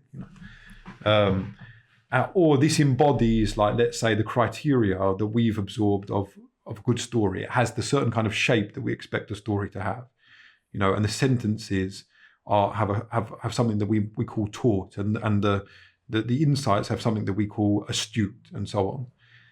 And that kind of vocabulary of praise and that particular style of writing seems to me to be absolutely isomorphic and symmetric with the behavior and comportment that we're calling good manners. It's almost like those people are justified and validated as writers in and through producing a kind of good manners of prose, the equivalent of good manners in poetry. Yeah. Yeah, I mean, it's funny. I was already linking those 2 points. And I think, so the first thing is this kind of, rhapsodization of other people. I mean, if you read the first volume of Anti-Oedipus, who writes the preface? Well, it's Foucault. And I don't think there's anything wrong with that when the work is good, when the work is great, yeah. And when it's not trapped and, confined in these arcane, obscene, disgusting kind of structures. I have a turn of phrase that I use to refer to the these works, and then this is going to link into manners and what you were saying. I call them bent over double wanking sandpaper disaster pieces. And that's because in this way it's like these people are so like crumped and crimpled by these rules, and their writing just grates. It has no flow, no rhythm, no looseness. There's no space, there's no movement, there's no, I mean, you just take like a line from David Foster Wallace, or the great lines in literature. So just like a couple that come off my head would be the opening line of Fear and Loathing in Las Vegas by Hunter S. Thompson. And Hunter S. Thompson, he didn't need anyone to write about his writing, because great work speaks for itself. And the opening line is, it was on the edge of Barstow where the drugs took hold. And it goes into this kind of magnificent, spectacular paragraph where these, bats appear, and the closure at the end of the paragraph where, with the lawyer, and it's like, it's his turn to drive. Better not mention the bats though. The poor bastard will learn soon enough. Yeah. And it's just magnificent. It opens with something so pithy, but at the same time provocative and insurrectionary. Yeah. And then it opens up, and it has so much space, and then it closes itself in this really beautiful way. I mean, like this passage that I've committed to memory just because I love it so much is from Moby Dick by Melville. Which of course has what I think is just the greatest. I don't think anyone is ever going to match, a first line like "Call me Ishmael," which is so rich, textured, layered. It's just, it's brilliant. I mean, yeah. Look at me. It brings so much joy, and it's a paragraph in that novel. It's certainly one of the great novels. And again, it's to write about Melville.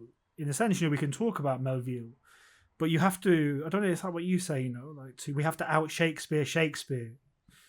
And it's like, how the fuck do you out Melville? I mean, fucking hell, just do something else. Don't even try. And it's this passage. It's the warmly cool, clear, ringing, perfumed, overflowing, redundant days were like crystal goblets of Persian sherbet, heaped up, flaked up, like rose-watered snow. The starred stately night seemed doughty dames in jewelled velvets, nursing at home in lonely pride the memory of their absent conquering earls, the golden helmeted sons. And I mean, in that it's just magnificent. It's overwhelming. It blows you over. You want to read it 10 times. Kind of luxuriate in it, like. But don't you think that the sort of natural take on that, full of bubbles?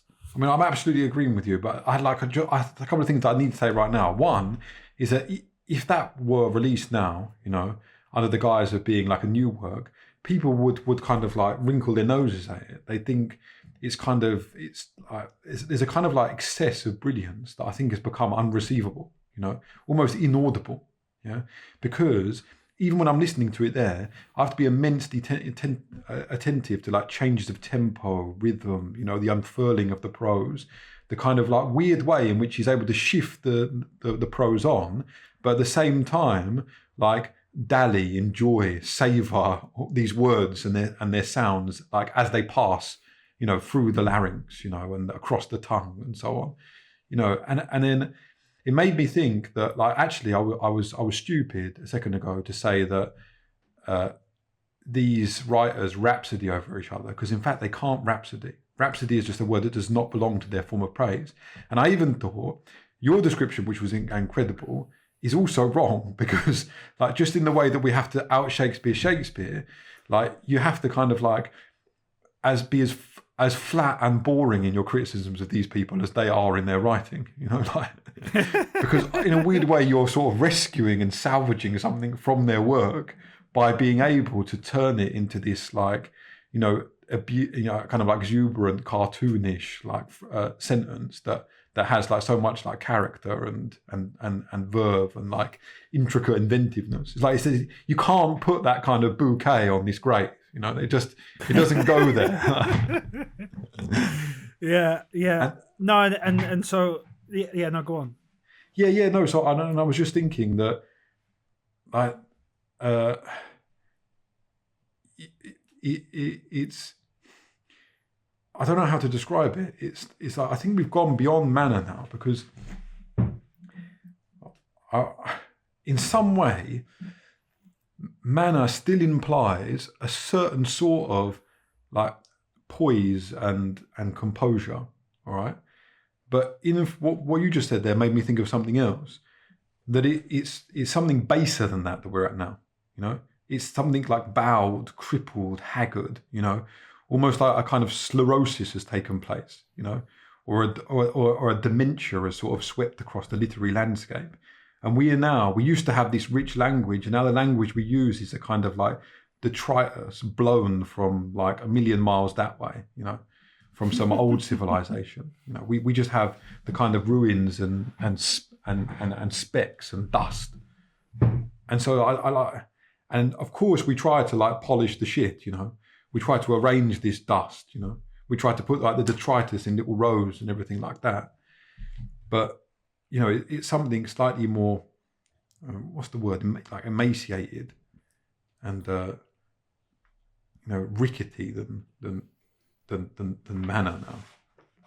No, I mean, it certainly is. But I think what's interesting about these people, you know, I mean, I really do like that, you know, bent over double sandpaper wank disaster piece, you know, because I think it somehow it evokes something of what's going on.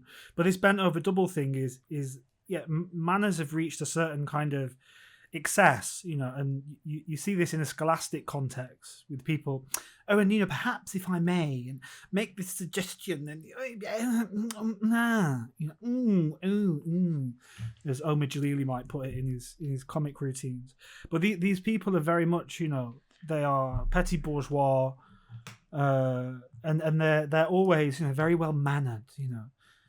They're very oh, and you know, it was such a lovely reading, and I found it really fascinating. You know, we can use some of those words you used before. You know, oh, and I found that, you know, the observations that you made were astute and speak to the urgent, vital issues of our time with such elegance and grace. You know, it's this kind of like almost tripping over oneself. You know, like it's a form of speech that takes the form of an inability to speak. You know, like an interruption. And then to be ill-mannered, I just thought, you know, how do you out Melville? How do you out Flaubert? I just thought it'd be worthwhile to show, you know, in one of my own poems that and you know, funnily enough, I've asked you to write about, and you every time you get into kind of these like paroxysms of, you know, impossibility. It's hard to do sat down, but it displays these kind of things that, you know, that you were mentioning, and has, you know, a lot of characteristics of good prose, you know, like tightness and an ability to like move and to expand, but then also to linger and to pause. And I just kind of had the idea about, you know, being in a bar and looking at women, and I think maybe it was when I was working in that pub in, you know, because when you work in a pub, there's a constant kind of social diorama going on. You know, it's an incredible place to be as an anthropologist, especially in Denmark, because of the whole thing about, you know, people falling in love with Danish women who are free and kind of, you know, exciting and liberal outside of Denmark, and then they move to Denmark with them. And then they're just like, fuck this, you know, fuck Denmark, can't cope with these rules. And so you have this carousel, right, of this kind of, what you might even call it a Foucauldian way, a subject function, right, where there are so many men, and they, you know, they turn up to the bar kind of depressed, and you find out, well, what's your story? And it's always the same. And it's always that they've fallen in love with a Danish woman in outside of Denmark, or, you know, outside of a kind of like rigid, rule-bound Danish context. Then they've moved to Denmark to be with her, and then found life there so rigid that it's utterly intolerable. And they always tell the same story. And then this is also like, I lived with two Danish young women, and it's almost like in Denmark, this is like an expected part of Danish maturity, right? So, the women they go to Danish schools and they live Danish, and then they meet a kind of macho or charismatic man, or and they have their time with them, but then they realize that a good reliable Dane who acts well, he's well mannered, who acts like their little Labrador or sausage dog, but with the added advantage that they pay for their bills, or they carry their bags when they go shopping, or they do the heavy lifting up and down those stairwells without lifts in the desirable neighborhoods of town. But no, just quickly to do the poetry thing. It's called Two Lasses, and it's I saw her at the bar, no makeup on, and quickly she picked up the menu and perused the starters and decided to have a side of chips anyway. Her body was perfect, and you could tell that she hated it because crafted in the gym, there were parts unnatural tone, not alien-like, nor from Mars, but definitively odd, and garlanded with mop draking silks the finest, as your shoes. I thought some lace might be in order before the pint started pouring, and the long-legged limpet sorter in sideways did stumble. The glass that she fell onto, fortunately not breaking into lethal shard, but into small bits and pieces that cut her arms, chest and face just a little. Clearing up the blood, I wondered about the other bird so elegant, and then a fellow walks in, socks, sandals, ripped jean shorts, and a cleanly barbered lid that makes you point your finger go, Brill cream. So I looked at him and I thought about it. I thought of the winter time and the quiet time and the more time for night. I thought of the hiding young lovers, warm, hot and glowing, basking in the rays of the old smouldering dark. I thought of the very fact of the distant stars glistening in the sky, and then I thought, fuck, you stupid bastard. They're not so special, after all.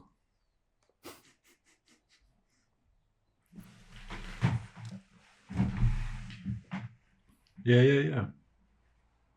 It's funny because, like, I think you've got this ability to, I don't know, to capture this weird, like, how should I put it?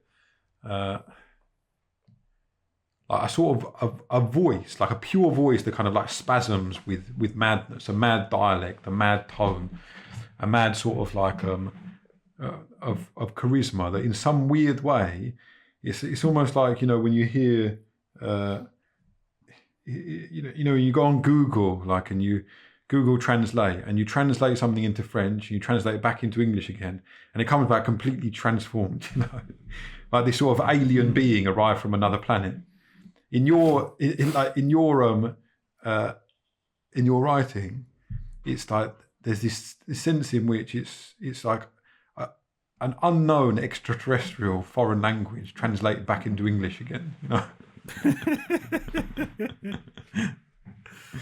Yeah, and it gives it like Diogenes with his chicken. Yeah, I've got like an absolutely banging head that I've had for the last 2 hours. So I'm finding it difficult to like exactly like sort of pluck down from the tree of language all the words that I want. But it gives it this this weird mix of kind of joviality, carnivalesque merriness on the one hand, and then something kind of like disturbing and disarming on the other hand. As if you were hearing, someone who's like close to you, a good friend, talking in this familiar voice, but nonetheless saying things that you think, the verge on the nefarious. I don't know. They're like normal desires, but slightly tilted, disjointed, deranged. Well, yeah. I mean, yeah, I was trying to out Flaubert. I want to write nothing but style. Mm. I think the whole point of that is to, well, at least when I was writing it, was to, at that point at least, to kind of push language to its extremities, to its limit point, to where it's a pure exuberance, it's a pure luxury, and that the moment that it talks about is absolutely banal, absolutely insignificant. Yet the themes that it kind of raises, invokes, or touches upon are really, kind of profound in some way and fundamental. And maybe that's what I feel as well. It's like there are these kind of like bristling, bubbling psychic energies that are somehow channeled in this poem, and yet the mind is like kind of like stumped and discombobulated, because it's like, how are those psychic energies being channeled when we've got like someone talking about a plate of chips, you know, and looking at a menu, you know, and a barman cleaning up, you know, what the fuck does that have to do with the cosmos, you know? And the fundamental questions of being, because they're not raised. Now, that's why I think even like your idea of themes is not quite right. It's at the level of tone, you know, of kind of like of melody and of rhythm and tempo. Something like almost like desperate is conjured. Something very intense is conjured. But then, and it's only picked up on through, first of all, juxtaposition of some like, you know, like fabulous piece of like controlled lyricism with a piece of like, you know, mind-stumping banality, you know, that kind of like mischievous juxtaposition, that impish juxtaposition, but mainly through when it suddenly takes off, spirals, and goes into this kind of verbal fugue, you know, that you're able to sustain over like often for a sort of like, you know, perilously long period of time. These sort of like high wire, you know, gallop with a horse across the high wire, you know. And then it's like listening to it puts you in that same state of fugue, you know. Well, so kind of conscious of time and just thinking that you know, next week we're going to be looking at Purity and Danger by Mary Douglas. You know, because once again we've managed to do everything but talk about the text. But there wasn't a text this week, was there? It was a review or something. Well, yeah, but it was something, you know. It was the excuse for us to have a chat. But you know, I think it'll be good next week with Mary Douglas because it's much more concrete, you know, because it is anthropology, and also it's one of those books that, well, beginning to read it again, I saw it with a whole new kind of richness, which is again, you know, part of what we're doing. You know, I found kind of like veins of gold. New thing, you know, new ways in which the work is so brilliant and so magnificent, and that's precisely because of its status within the discipline of anthropology. Now, because it concerns something so everyday, so normal, and in fact so disciplinary, and so much about power, and so much about taxonomy, right? Which is exactly what we've been kind of, or well, what Foucault's been talking about, and which is why, you know, to in any way really get. I mean, maybe you get something from these things, but certainly it's like kind of, you know, what Foucault says about Lacan, you know, like read his books. You know, you have to do the work. You have to read Foucault. And then all of these, you know, kind of parabolic, acrobatic ways that we, you know, kind of jump off and return and all sorts in regards to his work, you know, certainly would make more sense if people actually read them. But because we're going to take a break, and, you know, and thinking to the future when we have more of these and they're arranged as, you know, into kind of like little courses on each lecture series, there's kind of like playlists, and then we'll put them on as torrents and, you know, circulate them in whichever way we can. I mean, you know, just like send them as DVDs for free to universities, whatever. You know, there are all sorts of possibilities of what we can do with these afterwards, with, you know, with like a reading list attached, with, I mean, all sorts of stuff. I just wanted to really focus for a moment upon this entanglement of truth and power, which is really what Foucault is beginning to engage with in psychiatric power, and to do so again, moving away from the text in order to approach it from a different direction, by talking about something completely different. You know, like the Monty Python sketch show, now for something completely different. And so I was thinking about, you know, what Foucault kind of constantly does is he does these massive kind of, you know, inversions. He overturns, which is, well, to me, the fundamental task of the philosopher, right? Which is to clean up confusion, to dispel illusion, to allow one to see with precision or clarity, you know, such that one can live consciously, fully, you know, almost like Thoreau, you know, I went to the woods because I wanted to live deliberately. And so one of these, you know, and I've always thought him to be a kind of pompous fool and an idiot, is Voltaire. And one of the targets of Foucault is precisely Voltaire, and Voltaire's idea of speaking truth to power. This phrase repeated ad infinitum. It's like, guys, people have been saying this since the 60s and it's never done anything and nothing's changed.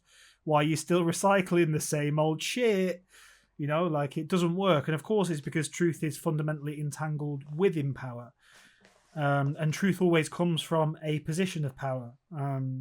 So I wanted to just engage a little bit with Voltaire, who I think is both a pompous fool and a complete idiot. And you can see this in and through his canonization, which is, of course, in and through, Candide, or I don't know if it's on optimism or Candide the Optimist. And basically, Candide, if you didn't know, Candide is a parody of a French philosopher called Malebranche.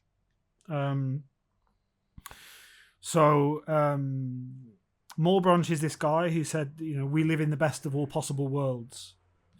And so Voltaire, he wants to parody Malebranche by constructing this scenario in which there's a guy called Candide who's, naive and optimistic, and this guy called Pangloss. And Pangloss takes him around all these different worlds in a kind of attempt to empirically demonstrate, that, how can this monstrous, violent, disgusting, despicable scenario be the best of all possible worlds? Now, the point is that why he does so is in and through faith. And Malebranche, ironically, was a theologian. You have this naive young chap, and he believes that he lives in the best of all possible worlds. So Pangloss, to disprove it, he takes him to various scenes of like decadence, corruption, cruelty, etc. But the target is precisely misplaced. Because Voltaire is a pompous fool who doesn't understand what Malebranche says when he says we live in the best of all possible worlds. Because Malebranche does not mean this in a technical way. Everything is perfect, the people are happy, they're healthy, they're free from want, truth and justice reigns supreme over peace and harmony. Malebranche isn't saying this at all. He's saying that we live in the best of all possible worlds, precisely and ironically in the Enlightenment fashion, which is accredited to Voltaire. And he's saying he's saying it from a position as a theologian, right, in the matter of faith. Whereas in the Enlightenment, at the beginning of the Enlightenment, the emergence of the notion of causality, the early Enlightenment thinkers thought, well, if everything's caused, then there is no will, there is no responsibility, there is no God, there is no intention, there is no such thing as a criminal. What an absurd and a ridiculous notion. They are simply acting, at the end of like a long list of causes.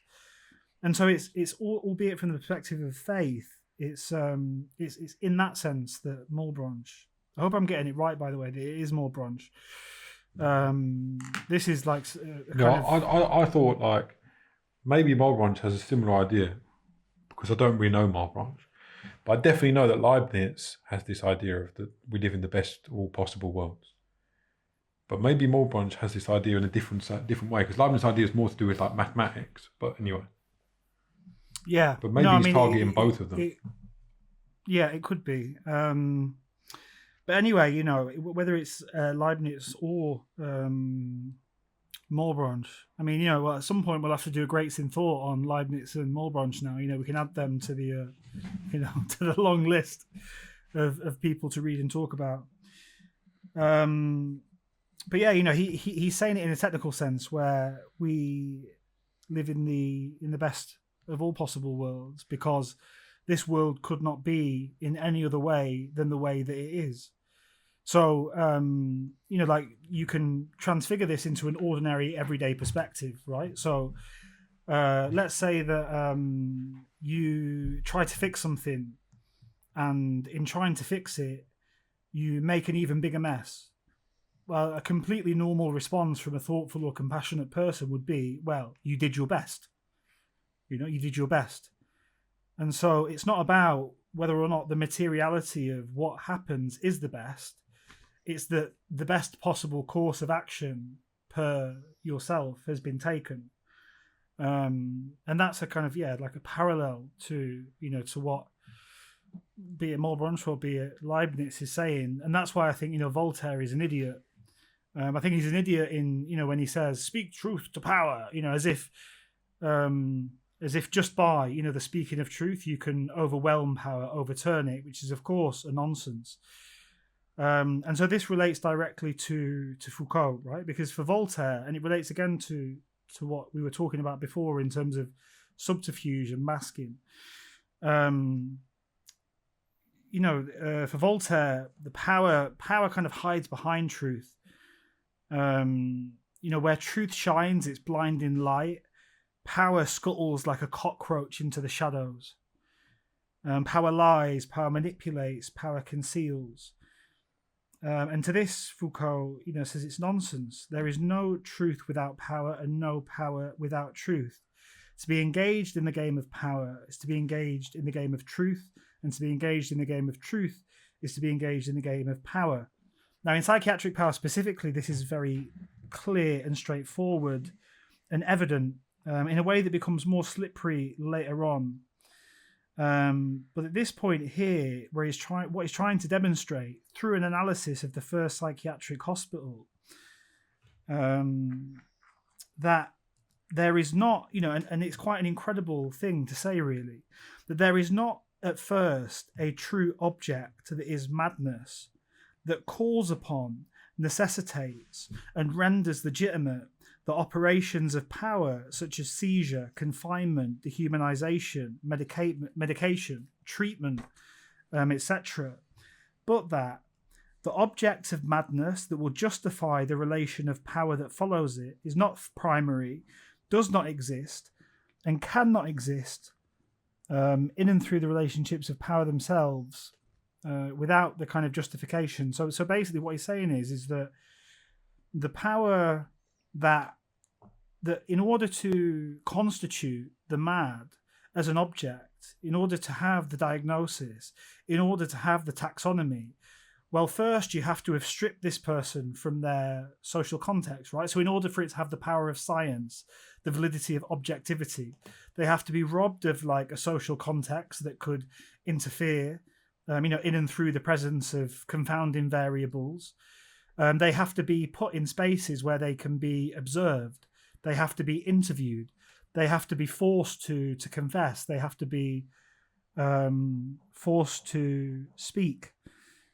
And so, practically and empirically, it's only by confining the people, these residuals, as you might call them, these people who are inassimilable to the current order of things, these people who don't, can't, or refuse to behave as expected, it is only by making them submit, by forcing them to speak, by confining them such that they can be observed, that psychology can gather the datum on the basis of something like a taxonomy of madness can be formed. And this is where we are at this moment of Foucault's thought.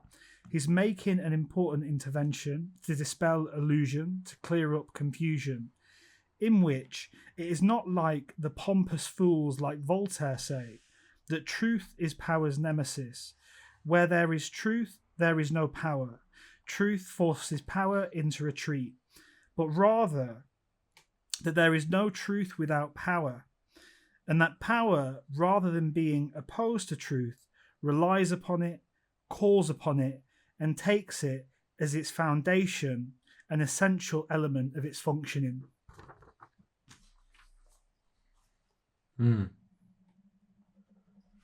mean, that is interesting. Yeah? I mean, it goes with all the stuff we've been saying so far about, like, I think only one thing I'd add to that is this idea that there are certain moments that within like a regime of power that produces, let's say, its own form of truth. Like, I don't know, the regime that you've just described, or the regime of the school system. Yeah, there is still a sense in which it has to capture certain categories that somehow escape that system. So let's say the school system, or even like other systems of power, like the way in which intelligence is captured. Okay, So how is intelligence monitored, measured, and then expressed within the school system? Well, usually through grades, perhaps, and maybe there are some extracurricular activities that also express intelligence. Maybe if there's an art workshop or a theatre inside the school, or maybe there's a certain, like when I was young, a certain government-funded initiative to make all people of the age of 14 take a verbal reasoning, a non-verbal reasoning exam or IQ test. So we've got there a regime of power, that involves all the stuff that we've said that the school system involves, a certain behavioural regime and inculcation of manners and so on and so forth. Then we've got the production of a certain truth in and through the examination results and IQ tests and certain qualifications or diplomas that the school offers or supervises the achievement of. But we also have, it's almost like there would be no truth and perhaps there would be no power unless it was installed, like not just in a particular location, like the land occupied by the school and so on and so forth, but also installed in almost like a psychic location. It installs itself precisely within that sublime sovereign category of intelligence, and sort of captures intelligence, tells us what intelligence is, tries to take control of the meaning of intelligence, tries to dictate to us the essence of intelligence, tries to define and circumscribe intelligence, and thereby excludes other things which in some other way do, like are forms of intelligence, alternative anarchic forms of intelligence, or just in forms of intelligence that have been excluded, or that just don't show up on the radar of this particular regime of power. I just wonder where to go with that from within inside the paradigm that you set up. We definitely show that power and truth are still embroiled in one another, but what is the status of those alternative forms of intelligence understood with respect to the concepts of power and truth and their relationship to one another? I mean, what I would say is that, we're going to get there. Yeah, okay. Because, like Foucault, he gives his answer in The History of Sexuality, Volume 2, after making his maneuver in the 79-80 lectures. He comes to a certain kind of conclusion, or he doesn't resolve the paradox, but he finds a certain form of habituation of everyday living in which this thing, whilst not being resolved, can at least be a site where the power that one exerts is upon oneself in and through the conduct of one's conduct. I don't want to go too far because I think, it's kind of, if we follow Foucault's maneuvers himself as he deals with exactly these problems. But just to go, right back to, I think the first lecture is, he talks about the way that power penetrates the fibrous something of the brain, So he metaphorically expresses exactly what you're talking about. I think for now, we can, because there are also, there's some interesting things about exclusion that relate not just to Jakob, but to someone that he's working with at the moment called Pavels in his work. And I was at first kind of like overblown by the brilliance and ingenuity and originality of his work. And then I kind of thought for a moment upon it and became terrified, and then kind of articulated this really like kind of radical critique. And then I actually thought, no, actually there's something more going on here. And I wanted to speak to Pavels about it. So I don't know, maybe we could even get him to talk about. Yeah, who's that? Work. Pavel. Who's that? He's called Pavels Hedstrom, and he's kind of an architect, but he's not really an architect. And he made the thing that kind of like made him super big and kind of famous was it's like a jacket that you can wear that protects you from the elements, from the weather, but then you can turn into a shelter that gathers water, and like an app that collects real-time data that tells you where to put your shelter up in kind of mist and fog in the mountains. And then I think the thing that he's exhibiting at the moment at the Venice Biennale, I don't know what it is, but the last thing was the Gaia communication system. And so at first, what I thought was, well, this is like there's always this thing in which capitalism produces problems and then produces like a technological solution to a problem, and that immediately made me think of the Guarani who I lived with in the rainforest, and the state of crisis that they live in, and how they have all of these abilities that almost, to an outsider seem supernatural. Their connection with nature, their understanding, their innate, fundamental and kind of immanent understanding of nature and the world and its cycles. And the kind of intervention that Pavels makes, my first reaction was one of kind of like awe, then of fear. Then I started to think, does that not further, ironically, our alienation from nature? By having to have this like kind of technological mediator in between. But then I thought that, well, actually, there's something that's missing here. There's something more essential, and maybe he's up to something that's much more intelligent and much more thoughtful. And I'm quite excited to speak to him about it. So maybe we can speak to Jakob and maybe see if we can. I don't know. Maybe even we could delay the interview and have like a little Greats in Thought special where we talk about these issues with Pavels. I mean, I don't know if he'd be interested to be on, but it's something to check. In regards to this, and if there is anyone that's watching and it's been in and out, that's because we got a copyright strike from YouTube. Now, the clips that I used, they meet all of the rules for fair use, both in the United States and the UK, because it is for free, it is for education, it's only a portion.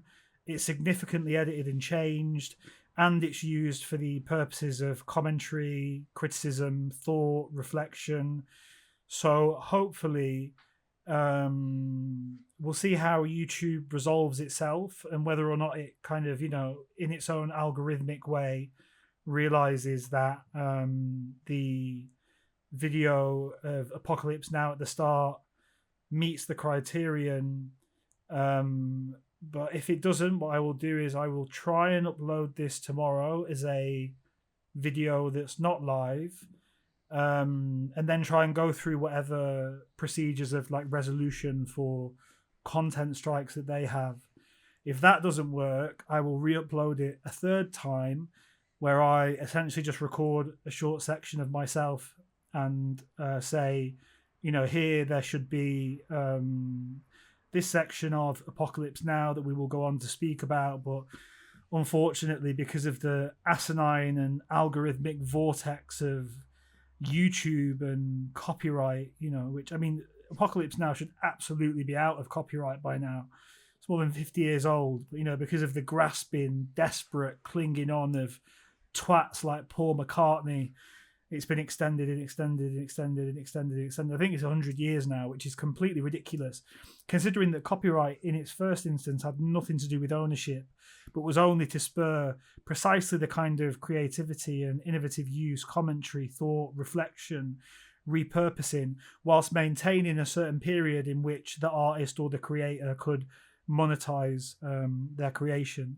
And the way that's been transformed and transfigured into kind of, just a grotesque form of ownership. I mean, well, that's something to speak of in and of itself. But I mean, unless you have anything else to say, I think we can finish for today, and then next week we can speak to Jakob. And so, it will either be the interlude, or we could, each of us, we could have a look at Pavel's work and maybe even get Pavels on, and talk about these issues of truth, power, of intimacy, connection, alienation, mediation, technology, industrialization, because they are all in and around Foucault and Foucault's thought.